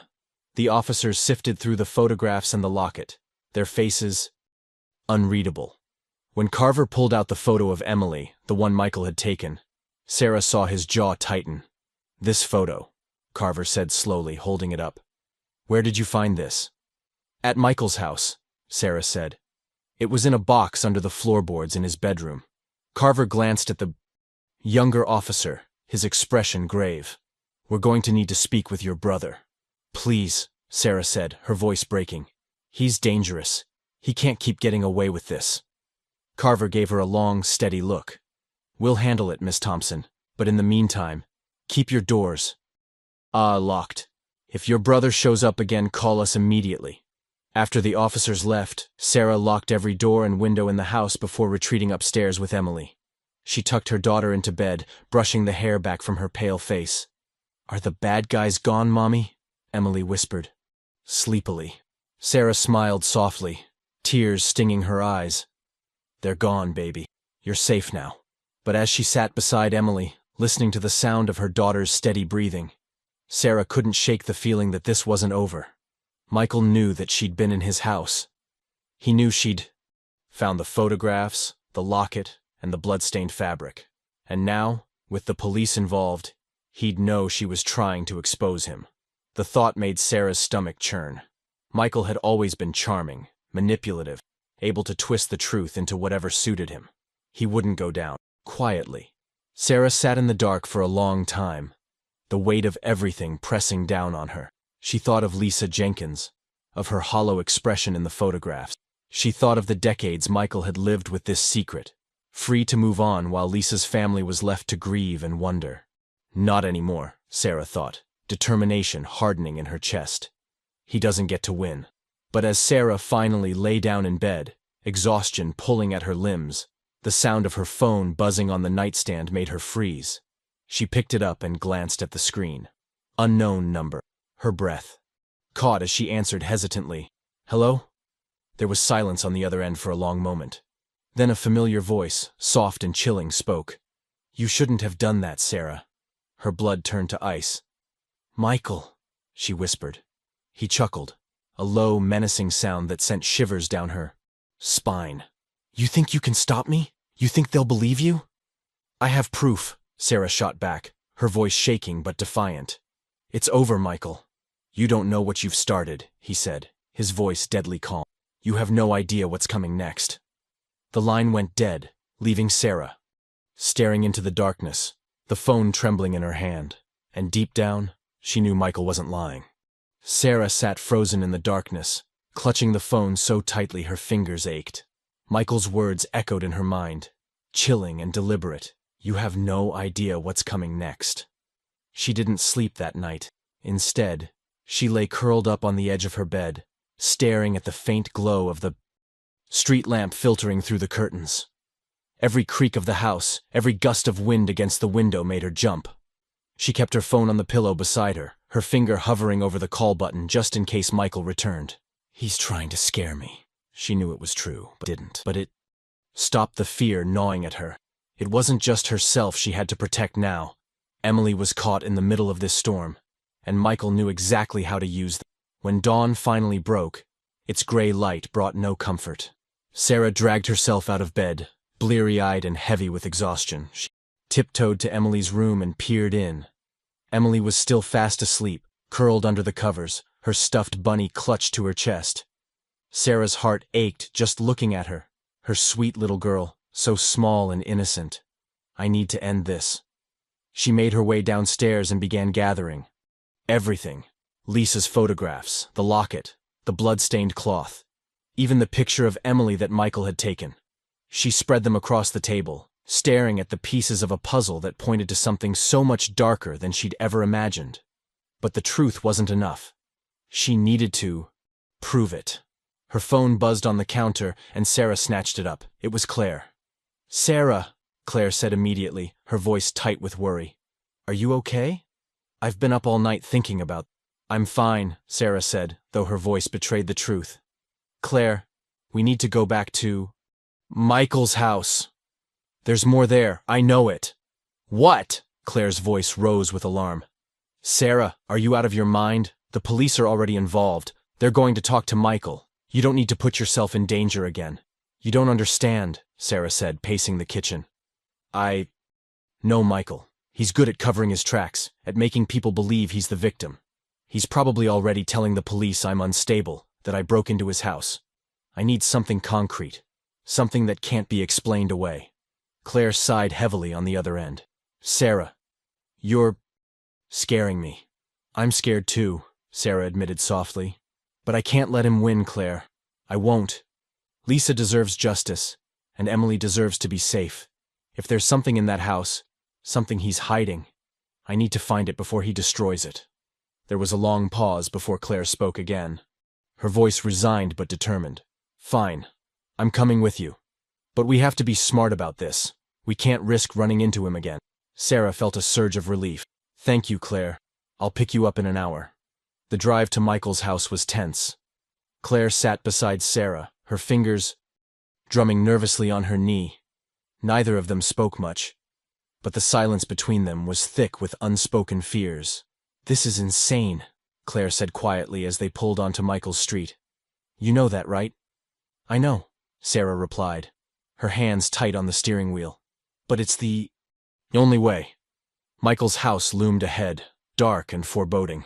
Sarah parked a few houses down and turned off the engine, the two of them sitting in silence as they watched the house for any signs of life. "Do you think he's home?" Claire asked nervously. Sarah shook her head. "His car's not here. I don't think he is." Claire exhaled shakily. "Okay, let's make this quick." They slipped out of the car, hunching against the cold wind as they hurried toward the house. The key Michael hid under the brick was still there, and Sarah used it to unlock the door, her hands trembling. The house was silent but the air felt heavier this time, charged, like something was waiting just out of sight. Claire shivered, pulling her coat tighter around herself. "This place gives me the creeps," she whispered. Sarah ignored her, moving quickly toward the stairs. "We'll check the Basement this time, she said. If he's hiding something, it's probably down there. The basement door was tucked away in the kitchen, half hidden behind an old coat rack. Sarah pulled it open, the hinges creaking loudly, and stared down into the darkness. A cold draft hit her face, carrying with it the faint, musty smell of earth and Claire peered over Sarah's shoulder. You first. Sarah swallowed hard and flipped on the flashlight she'd brought, the beam cutting through the thick shadows. The wooden steps groaned under her weight as she descended, each step feeling like it took her deeper into something she couldn't escape. The basement was larger than she'd remembered, the concrete walls cracked and stained with age. Old boxes and broken furniture were scattered across the floor, but it was the far corner that caught Sarah's attention. A large, dusty tarp was draped over something, and her heart skipped a beat as she moved toward it. Sarah, what is that? Claire asked, her voice tight with fear. I don't know, Sarah murmured, kneeling beside it. Her flashlight beam trembled slightly as she reached out and grabbed the edge of the tarp. With one sharp pull, the tarp came away, and Sarah's breath caught in her throat. Underneath was an old wooden chest, its surface warped and stained. A rusted padlock hung loosely on the latch, as though it hadn't been touched in years. Sarah ran her hand over the top, feeling the rough wood beneath her fingertips. This has to be it, she whispered. Claire crouched beside her. What do you mean? Whatever he's hiding, it's in here, Sarah said. She grabbed a nearby hammer that had been left among the scattered tools and slammed it against the lock. It broke easily with a loud snap. Sarah hesitated, her hand hovering over the latch. Are you sure you want to do this? Claire whispered. Sarah looked up at her, tears brimming in her eyes. I have to. She flipped the latch and opened the chest. The smell hit them first. Something old and rotten, a scent that made Sarah gag as she covered her mouth. Claire stumbled back, her face pale. Oh my God! Inside the chest, tangled among yellowed cloth and dirt, were small bones, tiny, delicate, unmistakably human. Sarah felt her stomach turn violently as the reality sank in. It's her, she choked out. It's Lisa. Claire staggered to her feet, pressing her hands to her face. We have to call the police, now. This proves everything. Sarah nodded, tears streaming down her face as she stumbled away from the chest. Her hands shook as she pulled out her phone, her breath coming in ragged gasps. But before she could dial, the sound of footsteps echoed from upstairs. Sarah froze, her blood running cold. Claire's eyes widened in panic. Someone's here. The footsteps grew louder, slow and deliberate as they moved toward the basement door. It's him, Sarah whispered, terror seizing her. Michael. The basement door creaked open and a shadow appeared at the top of the stairs. You never could leave well enough alone, could you, Sarah? Michael's voice called, calm and cold. Claire grabbed Sarah's arm, pulling her toward the far corner of the basement. We have to hide. Michael's footsteps began descending the stairs, slow and deliberate. Each step felt like the tolling of a bell, growing louder and closer. Sarah pressed herself against the cold concrete wall, her pulse hammering in her ear. Claire crouched beside her, trembling. We're trapped, Claire whispered. Sarah looked around desperately for something, anything that could help. Michael's shadow loomed larger as he reached the bottom of the stairs, his figure outlined in the dim glow of the flashlight beam. Sarah, Michael called softly, his voice sending chills down her spine. You don't understand what you're doing. Sarah's heart raced as she tightened her grip on the hammer she'd used to break the lock. I have to protect Claire. I have to get out of here. Michael's voice was closer now, echoing through the basement. You should have stayed quiet. Sarah held her breath, gripping the hammer tightly as Michael's figure stepped into view. It's him or us. The air in the basement was heavy and still, the weight of the darkness pressing down on Sarah and Claire as they crouched in the far corner. Michael's footsteps echoed through the cold concrete space, slow and deliberate, as if he were savoring every moment of the hunt. You think you're clever. Sarah? Michael's voice called softly, his tone eerily calm. You think you're going to ruin my life? Sarah's grip on the hammer tightened until her knuckles turned white. The beam of her flashlight had been shut off, leaving them hidden in the shadows, but Michael's own light was sweeping across the basement floor. It flickered across the old boxes, the broken furniture, and finally settled on the wooden chest, the open lid revealing the tangled remains of bones and cloth. Michael's voice turned sharp. "What did you do?" Claire tensed beside Sarah, her breathing shallow and fast. "He's going to find us," she whispered frantically. "Not if I stop him first," Sarah murmured, barely loud enough to be. Her mind raced, adrenaline coursing through her veins. "I have to protect us. I can't let him hurt Claire or Emily. Not ever." Michael's flashlight beam swung erratically now, as if his frustration was building. "Sarah!" he bellowed, his voice echoing off the walls. "Come out now, and I might let you walk away. But if you make me come find you—" He didn't finish the sentence, but the implied threat was enough to send shivers down Sarah's spine. She could hear him moving, the soft shuffle of his boots against the basement floor, getting closer with each step. Claire gripped Sarah's arm tightly. "We can't just sit here," she whispered, her voice shaking. Sarah turned to her, her expression set. "I'm going to distract him. When I say go, you run. Don't stop. Get out of here and call the police." Claire's eyes widened with fear. "What? No! I'm not leaving you here with him." "You have to," Sarah insisted, her voice firm. "You're the only one who can get help. Just trust me." Claire hesitated, her eyes glistening, but finally she gave a small, reluctant nod. Michael's footsteps were only a few feet away now, the beam of his flashlight casting long, distorted shadows across the basement walls. Sarah took a deep breath, every nerve in her body screaming at her to run. But she forced herself to stay still.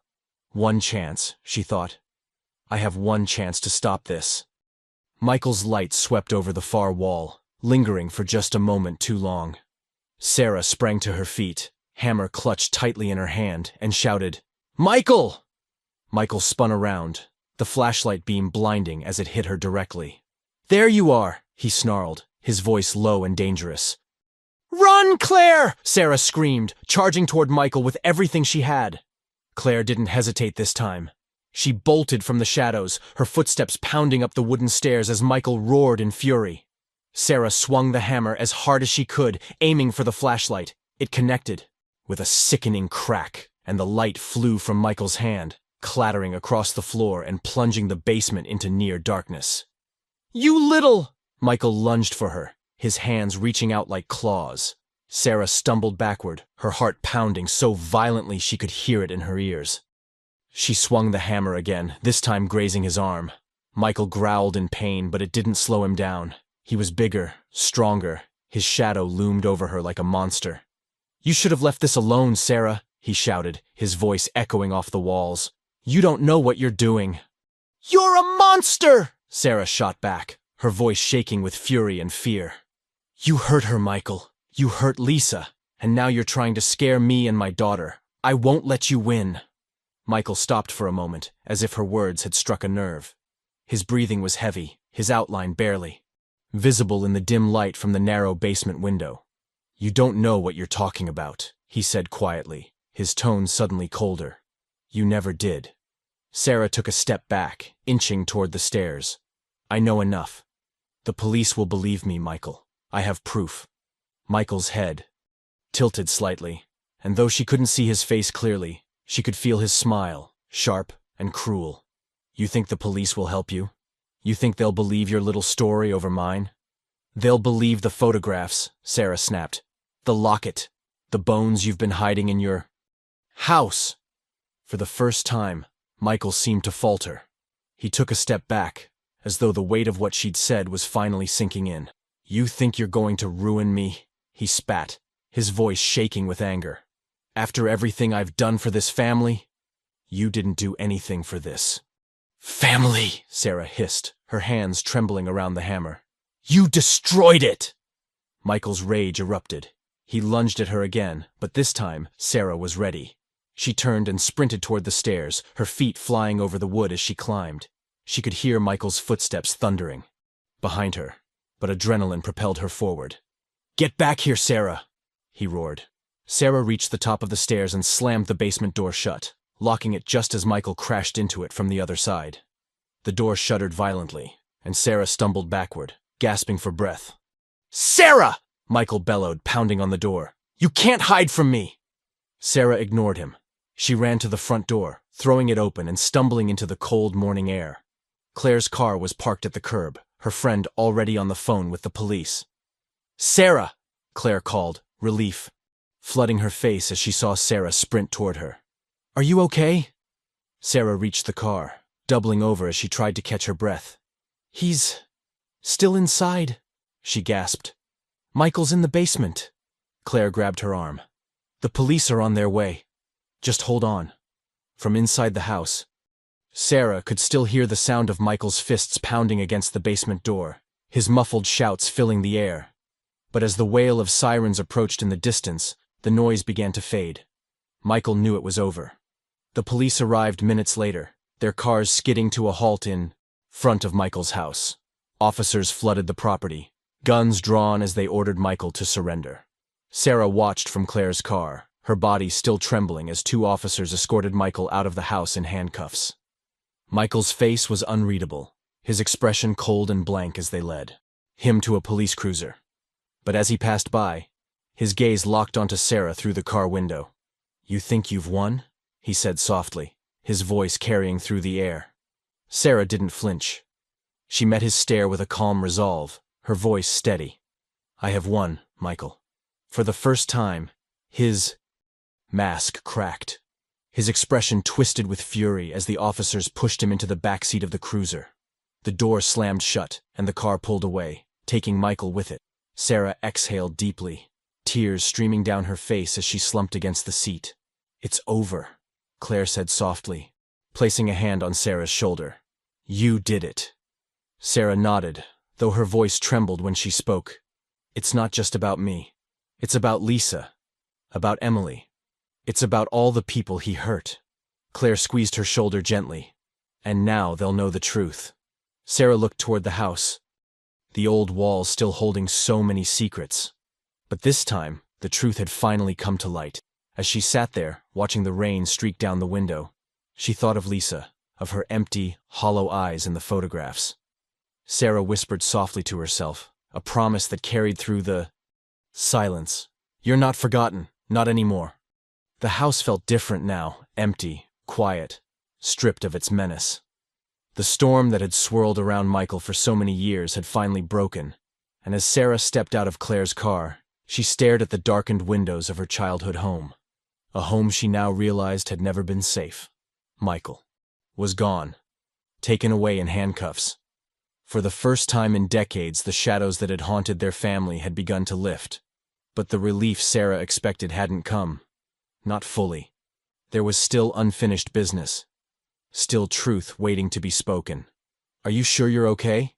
Claire asked, her voice soft as she locked the car. Sarah nodded, though the exhaustion in her bones told a different story. "I have to be," she said. "I need to see my mom." Claire frowned, concern creasing her brow. "Are you sure that's a good idea? Margaret's been protecting him for years." She knew Sarah. She let this happen. "I know," Sarah admitted, her voice steady but tired. "But I need to hear her say it. I need to hear why." Claire sighed, but she didn't argue. "Call me if you need anything. I'll wait as long as you need." Sarah gave her a grateful nod before walking up the steps of the house. The wood creaked under her feet as it always had, the familiar sound sending an unsettling wave of nostalgia through. This was once home. She knocked on the door, her heart thudding in her chest. It took a long time before she heard the shuffle of footsteps inside. The door opened slowly, and there stood Margaret, her mother, looking smaller and more fragile than Sarah had ever seen her. Her shoulders were hunched, her face pale, and her tired eyes, so much like Sarah's, looked at her with a mix of wariness and guilt. "Sarah," Margaret said quietly, "what are you doing here?" Sarah stepped inside without waiting for an invitation. "We need to talk." Margaret sighed and shut the door behind her, the soft click of the lock making Sarah shiver. "I suppose I knew this was coming." Sarah turned to face her mother, her eyes blazing with a fire she hadn't felt before. "How long?" demanded. "How long did you know what Michael was? How long did you let this go on?" Margaret winced, as though the words physically struck her. "Sarah." "Don't," Sarah cut her off. "Don't make excuses. Don't tell me you were trying to protect the family. Just tell me the truth." Margaret's hands trembled as she moved toward the worn armchair in the corner of the living room and sat down heavily. She looked up at Sarah, her eyes glassy with tears. "I knew," she whispered. The words hung in the air, sharp and unbearable. Sarah's fists clenched at her sides, her voice shaking. "You knew? You knew what he did to Lisa? You knew what he was capable of, and you did nothing." Margaret wiped at her tears, her face etched with years of unspoken pain. "When Lisa disappeared, your father and we suspected something. Michael had been acting strange, distant. He wouldn't answer questions about where he'd been that day, and when the police asked him, he lied to them. So you knew he was involved," Sarah spat bitterly. "We didn't know," Margaret insisted, though her voice cracked. "We suspected. And when the police didn't find any evidence, when Michael swore to us that he didn't do anything, we believed him because we wanted to believe." Sarah stared at her, disbelief and disgust twisting in her stomach. "You wanted to believe him, so you ignored everything else? You ignored the missing girl, the whispers from the neighbors. Do you think it was easy for us?" Margaret interrupted, her voice rising. "Do you think I haven't spent every day of my life wondering if we were wrong? If we protected a monster?" Sarah's chest ached, but she couldn't hold back her anger. "You did protect a monster. And because you stayed silent, he thought he could get away with it. He thought he could hurt more people. He terrified my daughter, Mom. Emily, do you understand that?" Margaret's face crumpled, and she buried it in her hands. "I didn't know. I didn't know he would." "You didn't want to know," Sarah shot back, her voice like ice. "You turned your back on the truth because it was easier. But now the truth is out, and Michael is going to pay for everything he's done. I'll make sure of that." Margaret looked up at her, tears streaking her face. "And what about me, Sarah? What do I do now?" Sarah stared at her mother, a woman who had spent her life keeping secrets that destroyed their family. For a long moment, she didn't speak. Then, finally she said, "You live with it. You live with what you let happen. But you don't get to hide anymore, Mom. You don't get to bury this." Margaret let out a quiet sob as Sarah turned and walked toward the door. As she reached for the handle, her mother's voice stopped her. "Sarah," Margaret whispered. Sarah paused, but didn't turn around. "I'm sorry," Margaret said softly. "For everything." Sarah closed her eyes, the words offering little comfort. "I'm not the one you should be apologizing to." And with that, she stepped outside, leaving her mother alone with her guilt. The drive back home felt like a blur. Sarah's mind raced with memories. Michael's face, Lisa's photographs, Emily's quiet fear, and Margaret's tearful confession. The truth was finally out, but it had come at a cost. When she arrived home, Sarah found Emily sitting on the couch, her legs tucked under her as she colored in a sketch pad.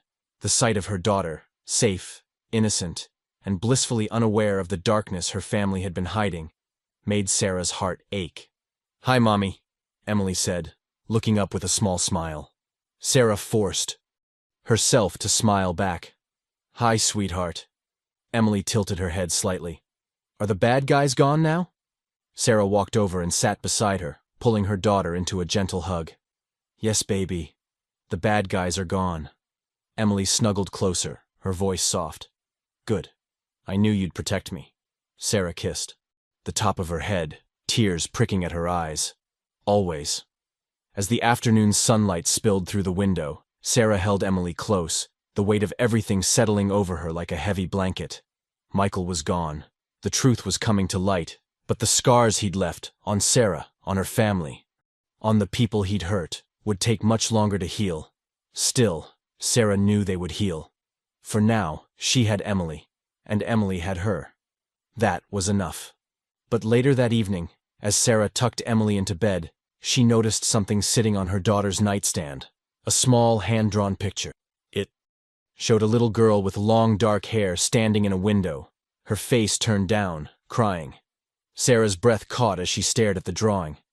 "Emily," she said softly, her voice tight. "Where did you see this girl?" Emily blinked up at her, her expression innocent. "In my dream, Mommy," she said. "She Thank you. Sarah's heart skipped a beat and her voice trembled. Thank you for what? Emily smiled faintly as her eyes drifted shut. For finding her. Sarah sat frozen for a long time. The room silent except for the sound of Emily's soft breathing. She reached out and touched the drawing, a shiver running. Somehow, she knew Lisa had finally been found, and somehow, Sarah knew Lisa was finally free. The morning light was soft as it filtered through the curtains of Sarah's living room. The weight of the last few days pressed heavily on her shoulders as she sat curled up on the couch, clutching a steaming mug of coffee. The house was quiet, save for the faint creak of the old floors and the distant hum of traffic outside. Emily was still asleep upstairs, and Sarah welcomed the quiet. For the first time in what felt like forever, she allowed herself to stop, and she had faced the truth. She had brought the evidence to the police. Michael was in custody, and Lisa had finally been found, if not in life, then in the memories that refused to stay buried, but the calm was fragile. Michael's chilling words still lingered in her mind. You don't know what you've started. Sarah's phone buzzed on the coffee table, shattering her moment of peace. She flinched before picking it up. Claire's name flashed across the screen. Hey, Sarah answered, her voice still hoarse with exhaustion. Hey, Claire said softly. How are you holding up? Sarah let out a long breath. Honestly? I don't know. I feel like it's finally over, but at the same time, she hesitated. It's like I'm waiting for the other shoe to drop. Claire's tone turned firm. Michael's in jail, Sarah. He can't hurt you or Emily anymore. I know, Sarah murmured, though the unease still coiled in her chest like a snake. But he's not going to go down without a fight, Claire. He spent his whole life pretending to be someone he's not. He's not just going to sit back and let the world see him for who he really is. Then let the world see him, Claire said fiercely. He doesn't have power over you anymore, Sarah. You won. Sarah closed her eyes, the words soothing her more than she cared to. Thank you, Claire. I don't know how I would have gotten through this without you. Claire's voice softened. You don't have to thank me, Sarah. I just want you and Emily to be okay. You deserve peace after everything you've been through. Sarah smiled faintly, wiping a tear from her cheek. Me, too. Later that afternoon, Sarah sat at the kitchen table, going through the stack of documents the police had asked her to organize. Every photograph of Lisa, every piece of evidence she and Claire had found at Michael's house, now sat neatly in a folder labeled for the investigation. Sarah's stomach twisted as she picked up the photograph of Lisa, her small, hollow eyes staring back at her, as though frozen in time. How had no one seen this? How had Michael managed to fool so many people for so long? Her mother's words came back to her. We believed him because we wanted to. It was easier to pretend, easier to bury the truth and live in ignorance. But now that the truth had clawed its way to the surface, Sarah refused to let it disappear again. A knock at the door startled her, jolting her back to the present. Her heart raced as she rose to her feet and peered cautiously through the peephole. Relief flooded her when she saw Officer Carver standing on the porch, his expression serious, but calm. She opened the door slowly. Officer Carver, she said. Is everything okay? Carver gave her a small nod. Can I come in for a moment, Ms. Thompson? There's something we need to discuss. Sarah stepped aside, gesturing for him to come in. Of course. Carver walked into the living room, taking off his hat and holding it in his hands. His presence filled the room, his calm demeanor doing little to soothe Sarah's nerves. What's going on? She asked, unable to hide the tension in her voice. Carver's expression was unreadable as he turned to face her. We've been questioning your brother since his arrest, he said carefully. And he's denying everything. Says the evidence was planted, that you're trying to frame him. Sarah felt her blood run cold. What? That's ridiculous.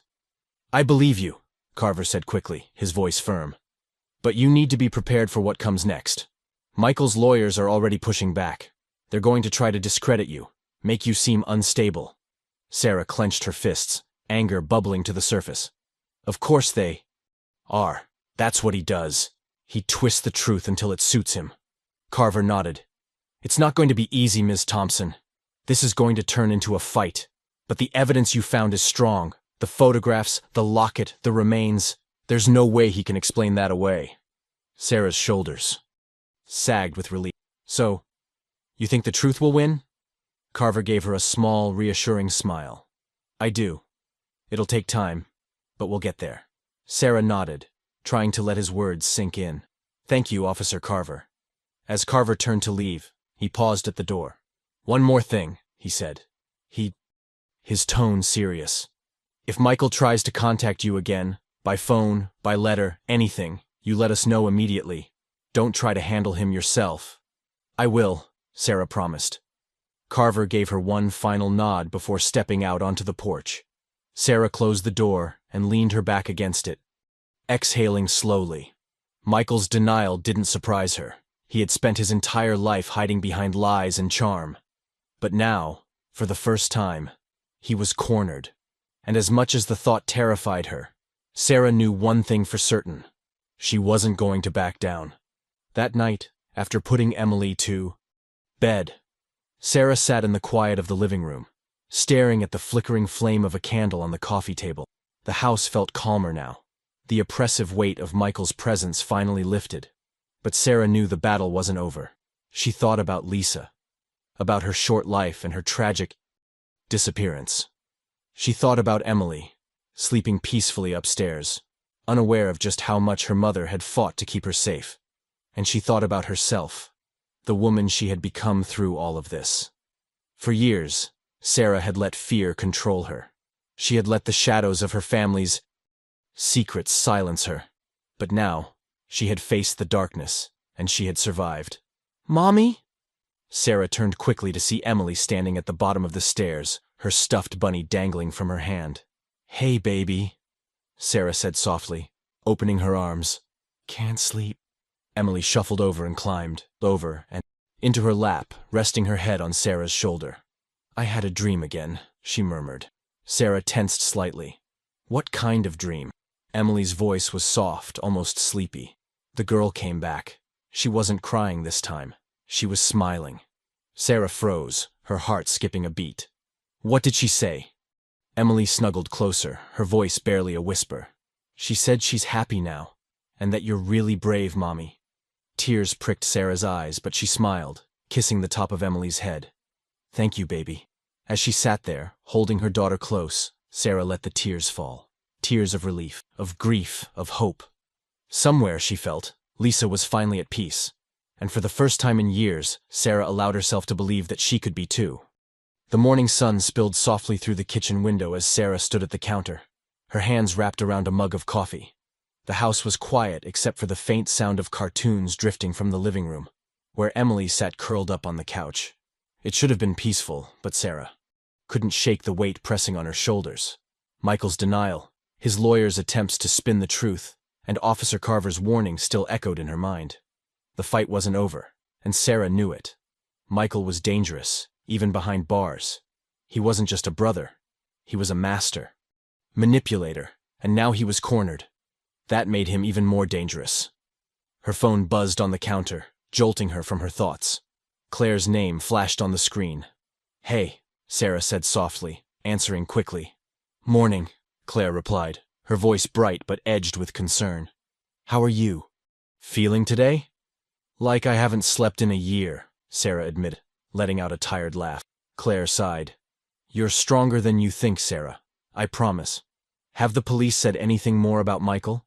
Not yet, Sarah said, staring blankly at her coffee. They're building the case. Carver says the evidence is strong, but Claire finished for her. But you're worried Michael will find a way out of this.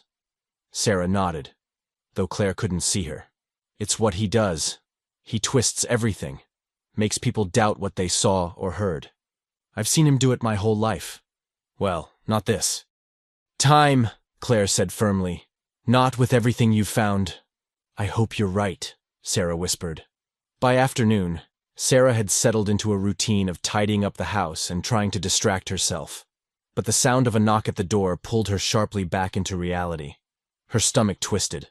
As she made her way to the door, her heart pounding. Peering through the peephole, she felt her muscles tense. It was her mother, Margaret.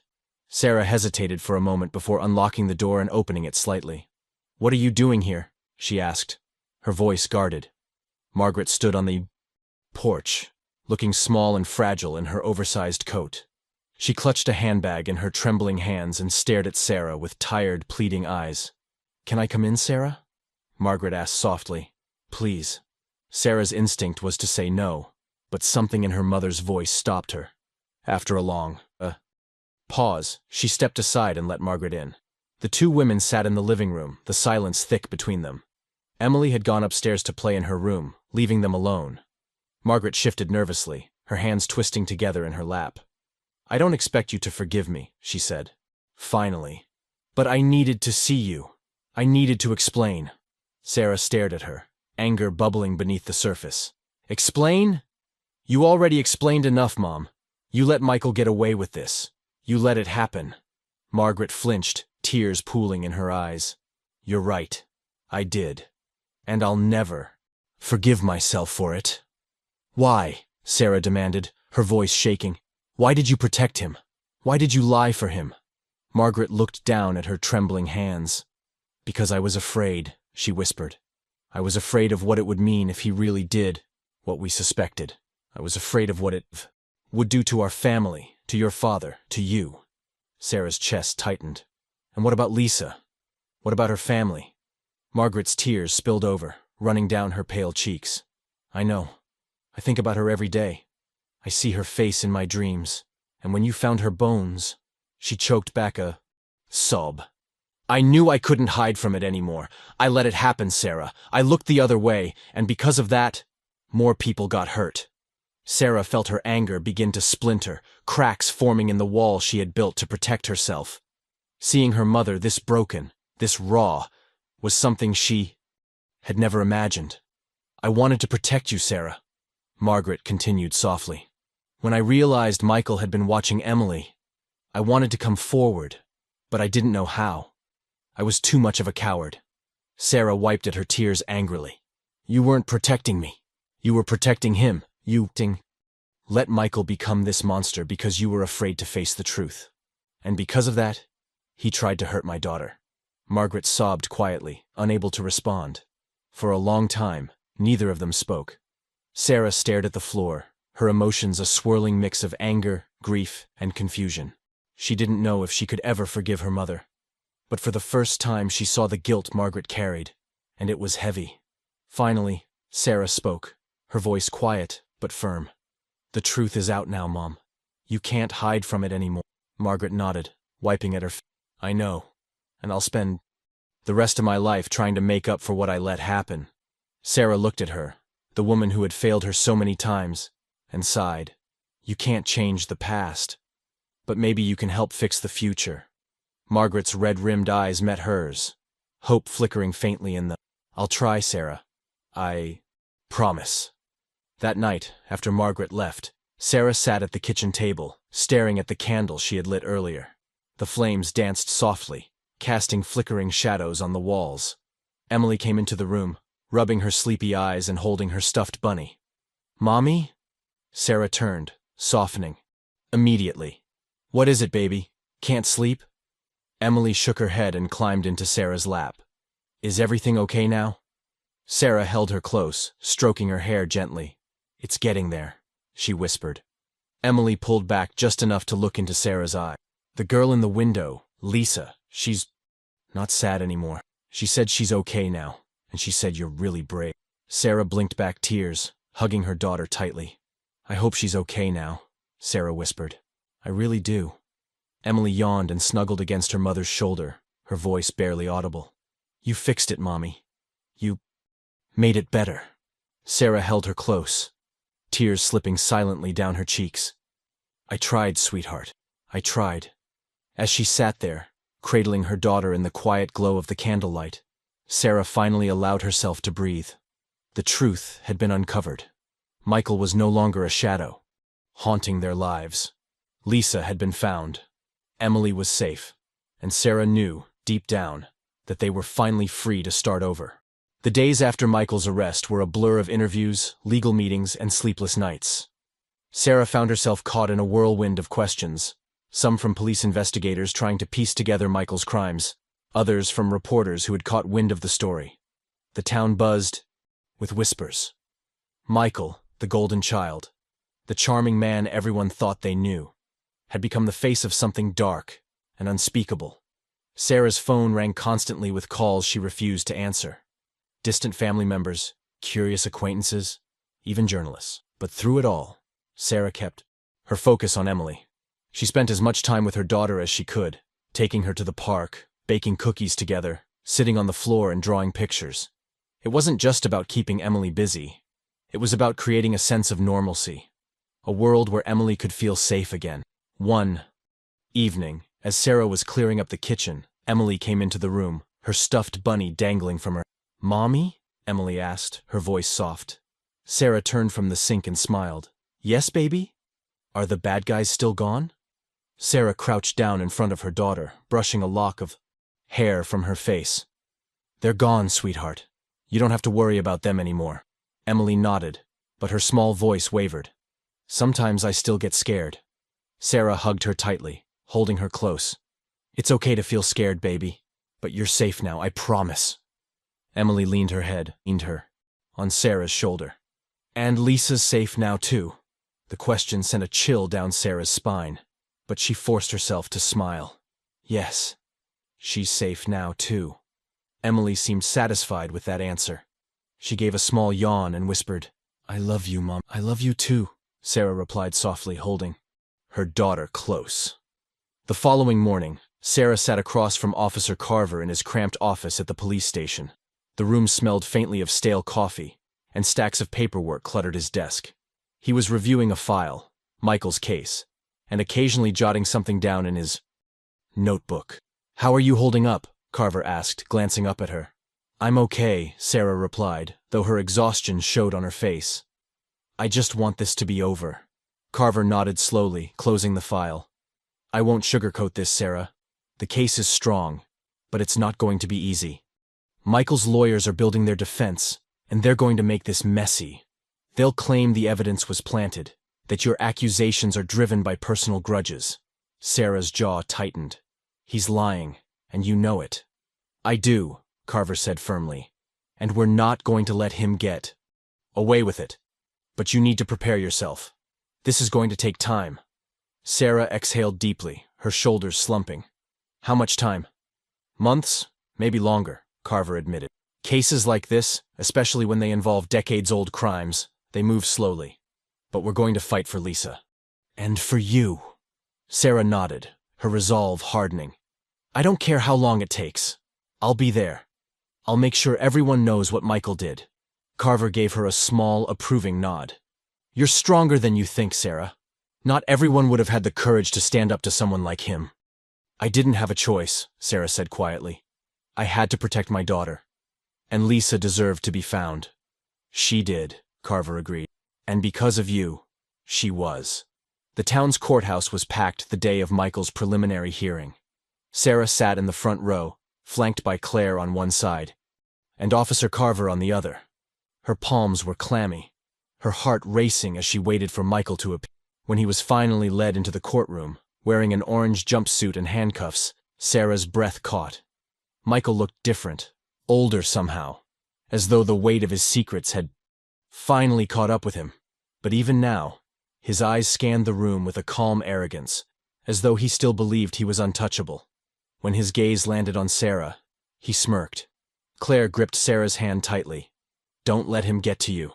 Sarah straightened her back, forcing herself to meet Michael's stare. For the first time in her life, she didn't look away. The hearing was brief. Michael's lawyers argued for bail, but the judge denied it, citing the overwhelming evidence and the danger he posed. As Michael was led back out of the courtroom, he glanced at Sarah one final time. "You'll regret this," he mouthed. But Sarah didn't flinch. Instead, she whispered under her breath, "You already lost." That night, Sarah sat in her living room, staring at the flickering candle she'd lit in honor of Lisa. Claire sat beside her, a glass of wine in her hand. The two women sat in silence for a long time, the events of the day finally catching up with them. "He's finally where he belongs," Claire said softly. Sarah nodded, though her voice was distant. "It doesn't feel real yet." "It will," Claire assured her. "When the trial's over, When the world knows what he did, it'll feel real then. Sarah took a deep breath, staring into the candle's flame. I just wish it hadn't taken so long. I wish Lisa's family had known the truth years ago. Claire placed a comforting hand on Sarah's arm. But they'll know it now. Because of you, Sarah. Because you refused to let Michael keep hiding in the dark. Sarah nodded, tears welling in her eyes. I just hope she's at peace now. Claire smiled faintly. I think she is. Later that night, after Claire had gone home and the house was quiet again, Sarah walked upstairs to check on Emily. She stood in the doorway of her daughter's room, watching her sleep peacefully, her stuffed bunny tucked under her arm. Sarah stepped inside and knelt beside the bed, brushing a strand of hair back from Emily's face. I did it, baby, she whispered. We're safe now. Emily stirred slightly, her lips forming the faintest smile. Night, Lisa, she murmured softly in her sleep. Sarah's breath caught, her heart skipping a beat. What did you say, sweetheart? Emily didn't respond. She only rolled over, her breathing slow and steady. Sarah sat back on her heels, a chill running through her. It wasn't fear. At least not the kind she'd felt before. It was something else. Something almost peaceful.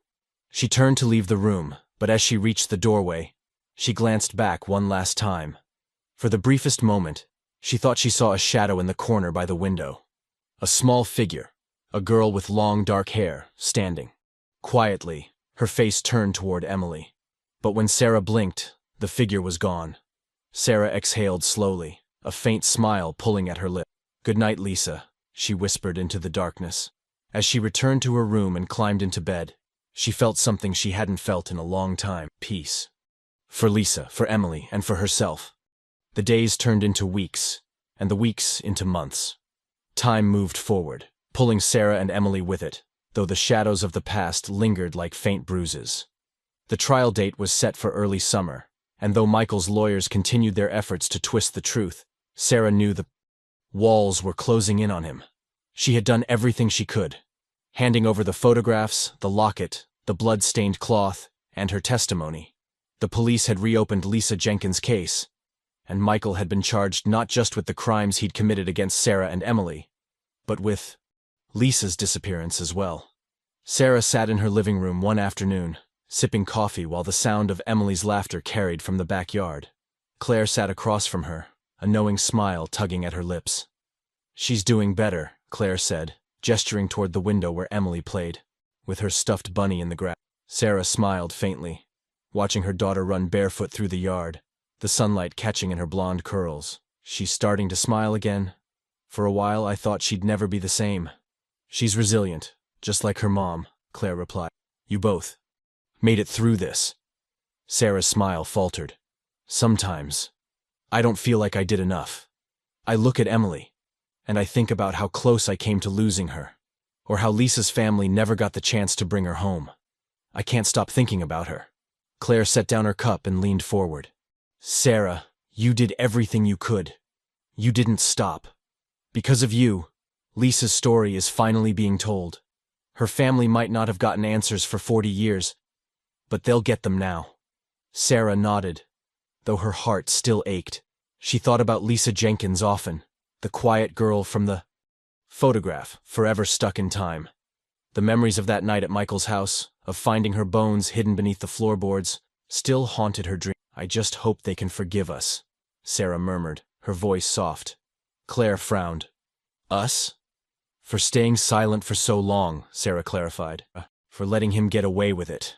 My parents knew, I didn't know, but deep down, I think I always sensed there was something wrong with Michael. I was just too afraid to admit it. Claire shook her head firmly. None of this is on you, Sarah. You did something. You fought back. And you stopped. Him. You can't blame yourself for what your family ignored. Sarah didn't respond, but Claire's words settled into her chest like a small weight lifting. That evening, Sarah received a call she hadn't been expecting. She was tucking Emily into bed when her phone buzzed. She checked the screen. Officer Carver. I'll be right back, sweetheart, Sarah whispered to Emily, kissing her forehead. Emily smiled sleepily, clutching her bunny close. Sarah stepped into the hallway and answered quickly. Officer Carver? Good evening, Sarah, Carver said, his voice steady as always. I to let you know that Lisa Jenkins's family has been notified. They've received confirmation of the remains we found at Michael's house." Sarah's throat tightened, and she sank onto the edge of her bed. "How did they take it?" "As well as anyone can," Carver replied quietly. "They're grieving. But they're also relieved. They've spent the last 4 decades wondering what happened to their... Now, at least, they can bury her. They can say goodbye." Tears stung Sarah's eyes, but she forced herself to smile faintly. "Thank you for telling me. I'm glad they finally have closure." "There's something else," Carver said after a pause. "The family wanted me to pass along a message. They asked me to tell you. Thank you for finding her." Sarah's breath hitched, and tears spilled freely down her cheeks. They said that?" "They did," Carver confirmed. "You gave them something. They thought they'd never get answers. You gave Lisa back to them." Sarah couldn't speak, the lump in her throat making it impossible. After a moment, Carver added, "You did the right thing, Sarah. You should be proud of yourself." "Thank you," Sarah whispered hoarsely. "For everything." When the call ended, Sarah sat in silence for a long time. The weight of Lisa's story, of her family's pain, pressed on her chest, but there was a sense of peace there too. She had done what so many others hadn't. She had faced the truth, no matter how painful it was. A week later, Sarah received an unexpected invitation. Lisa Jenkins's family was holding a small memorial service to bury their daughter's remains. They had invited Sarah, along with a handful of close friends and family, to say goodbye. At first, Sarah wasn't sure if she could go. The thought of standing there, surrounded by Lisa's family, people who had spent decades searching for answers, filled her with both guilt and uncertainty. But Claire convinced her. "You need to be there, Sarah," Claire said gently. "Lisa's family asked for you because you gave them closure. You helped them find peace. Don't take that away from them." So, on a sunny morning, Sarah found herself standing in a small cemetery on the edge of town. The air was crisp, and the sky was a pale blue, a soft breeze rustling through the trees. A small white coffin sat at the front of the gathering, surrounded by flowers, delicate daisies and lilies. Sarah stood at the back of the group, her hands trembling as she listened to the words spoken by Lisa's family. Her parents, now elderly and frail, stood together, their hands clasped tightly. When the service ended, Lisa's mother approached Sarah. Her face was lined with age, her eyes red from tears. But there was a softness there that Sarah hadn't expected. "You must be Sarah," she said quietly. Sarah nodded, her voice trembling. "Yes, I'm so sorry. For everything." Lisa's mother shook her head, a faint smile on her lips. "Don't apologize. If it weren't for you, we never would have known what happened to our little girl. We can finally lay her to rest." Tears welled in Sarah's eyes. "I wish I could have done more." "You did enough," Lisa's mother said gently, reaching out to squeeze Sarah's hand. "You brought her home." Sarah watched as Lisa's family walked away, leaving her alone beside the small white coffin. She knelt down and placed a single daisy on top of it, her voice barely above a whisper. "I'm so sorry, Lisa," she said softly. "You deserved so much more. But you're not forgotten anymore. I promise." As Sarah stood, the sunlight caught on the petals of the flowers, illuminating the grave in soft, golden light. She turned and walked back toward the car, her heart heavy but steady. The past could never be erased, but the truth had been found. Lisa had been found. And now, at last, they could all begin to heal. The summer sun hung low in the sky as Sarah sat on her porch, sipping iced tea while watching Emily chase fireflies in the yard. The quiet hum of crickets surrounded them, and the soft glow of the porch light stretched shadows across the lawn. It was peaceful, something Sarah hadn't felt in years. But peace was a fragile thing. The trial loomed closer, and though Michael was locked away awaiting judgment, Sarah knew that her fight wasn't over. Michael's lawyers were relentless, reaching into every corner of her life to discredit her, to paint her as unstable and vengeful. The whispers around town had grown louder too. People who'd once smiled politely at Sarah now glanced at her with wary curiosity. Some still couldn't believe that Michael, the man who had charmed so many, could be guilty of such darkness. Sarah tried to ignore it, but there were days when it felt suffocating, like the walls of her life were closing in. Mommy! Emily's voice broke through Sarah's thoughts. Sarah looked up to see her daughter running toward the porch, her small hands cupped carefully together. Look! Emily said breathlessly, stopping in front of her. I caught one. Sarah leaned forward with a smile, peering into Emily's hands. A tiny firefly blinked softly, its light pulsing like a heartbeat. Wow, Sarah whispered. That's amazing, sweetheart, Emily grinned. It's like magic. Sarah reached out and gently touched Emily's hair. It is. Do you want to let it go? Emily nodded, running back into the yard. Goodbye, little light, she called, opening her hands and watching as the firefly drifted into the evening air. Sarah sat back, her heart swelling with love and gratitude. Emily deserves this, she thought. A life full of light, laughter, and safety, free from the shadows of her family's past. As she turned her gaze toward the horizon, her phone buzzed beside her on the porch railing. She sighed, picking it up. The name Claire flashed on the screen. Hey, Sarah said, answering quickly. Claire's voice was warm but tinged with urgency. Sarah, I just got word from Carver. Michael's lawyers filed another motion this morning to suppress the evidence you found in his house. Sarah's stomach twisted. What? How is that even possible? They're claiming you tampered with it, Claire explained. That you planted the photographs and the locket to frame him. They're desperate, Sarah. This is their last shot at discrediting you before the trial starts. Sarah gripped the phone tightly, anger rising in her chest. They're grasping at straws. The police know the truth. Carver knows the truth. They do, Claire agreed. But the defense is going to try and make you look like the villain in all this. You need to be ready. Sarah took a deep breath, forcing herself to stay calm. I've been ready, Claire. I knew this wouldn't be easy. But I won't let them win. Michael doesn't get to control this anymore. Claire was silent for a moment before she said softly, You're doing the right thing, Sarah. No matter how hard this gets, you're doing the right thing. I know, Sarah whispered. I just hope I'm strong enough to see it through. You are, Claire replied firmly. I'll be with you every step of the way. The day before the trial began, Sarah drove Emily to stay with Claire for the night. She didn't want her daughter anywhere near the courtroom or the media circus that was sure to follow.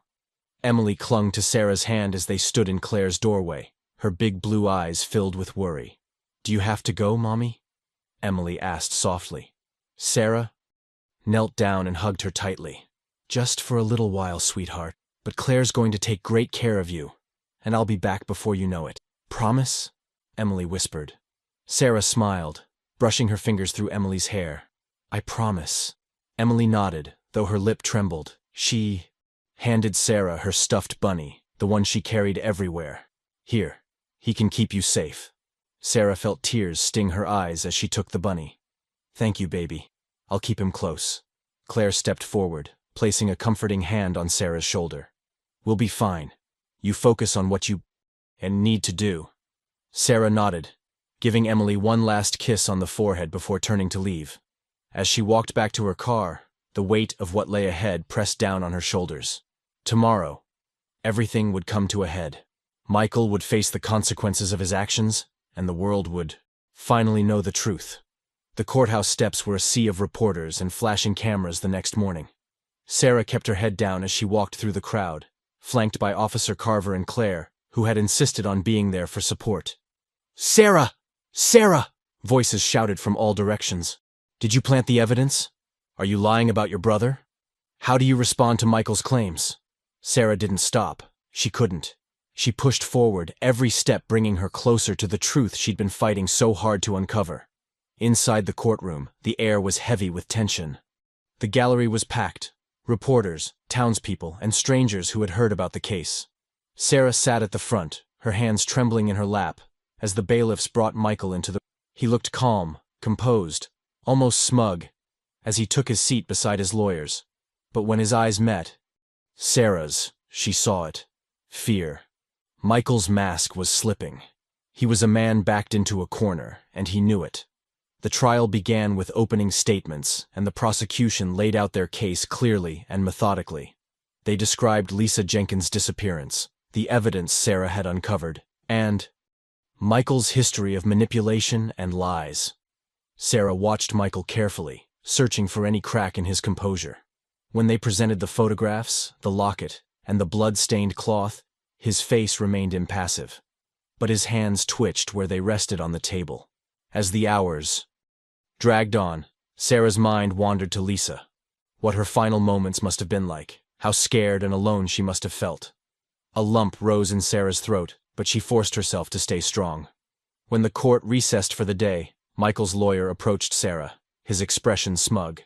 "You're brave," he said softly, "but this won't end the way you think it will." Sarah met his gaze without flinching. "It already has." That night, Sarah lay in bed, unable to sleep. The trial would continue the next day, but she felt the truth breaking through like sunlight through storm clouds. In the stillness, she whispered to herself, "Lisa, this is for you." She thought of Emily, safe and sleeping at Claire's house, and knew she was doing this for her too, for a future without shadows. Michael's reign over their family was ending. Tomorrow would bring judgment, and with it, a chance for healing. The darkness was breaking, and Sarah would face whatever came next. The morning of the trial's final day arrived, with a sky heavy with gray clouds, as if the universe itself held its breath. Sarah stood in front of the mirror, smoothing down the edges of her black dress with trembling hands. Her face was pale, the sleepless nights etched beneath her eyes, but her expression was firm, resolved. Today would bring closure. For Lisa, for Emily, for herself. She glanced at the stuffed bunny Emily had given her, sitting gently on her bed. It was a symbol of her daughter's innocent belief that things could be made right, that her mother could keep the monsters away. Sarah slipped the small, familiar toy into her purse and whispered, "This is for you, Emily." The courthouse was a frenzy of reporters and onlookers, the air electric with anticipation. Claire met Sarah on the courthouse steps, squeezing her arm in quiet reassurance. "Today's the day," Claire said. Softly, Sarah nodded, feeling her chest tighten. "I hope so." Inside, the courtroom was already packed when Sarah took her seat. Michael sat across the room, wearing a dark suit and a carefully neutral expression. But Sarah saw what others didn't, the faint twitch in his jaw, the tension in his shoulders. He knew what was coming. The prosecution delivered its closing arguments first. The attorney stood tall, her voice clear and unwavering as she laid out the facts for the jury. Lisa Jenkins was only 8 years old when she disappeared. For 40 years her family waited, desperate for answers. The defendant, Michael Thompson, buried the truth, hoping no one would ever uncover it. But the evidence doesn't lie. Photographs, a locket belonging to Lisa, and her remains hidden beneath the floorboards of his home. The attorney turned to the jury, her voice quiet but firm. Lisa's voice was stolen. Her story was silenced. But today, you have the power to bring her justice, to ensure no more shadows hide this man's crimes. Michael's lawyer stood next, his tone slick and measured. The prosecution has painted a tragic story, but stories are not facts. Michael Thompson is an innocent man being targeted by a sister driven by resentment and paranoia. The evidence was discovered by someone with a clear vendetta, a woman who has admitted her strained relationship with her brother. He gestured towards Sarah, and for a moment, every eye in the courtroom was on her. She felt her stomach turn, but she sat tall, refusing to let her fear show. Michael's lawyer continued, "The defense maintains that the evidence was planted, the accusations unfounded. I urge you not to let emotion cloud your judgment." The courtroom fell silent as the attorneys finished. Sarah's heart raced. As the judge dismissed the jury to deliberate, "It's out of your hands now," Claire whispered beside her. Sarah nodded, her fingers digging into the armrest. "Please," she thought, "let them see the truth." Hours passed.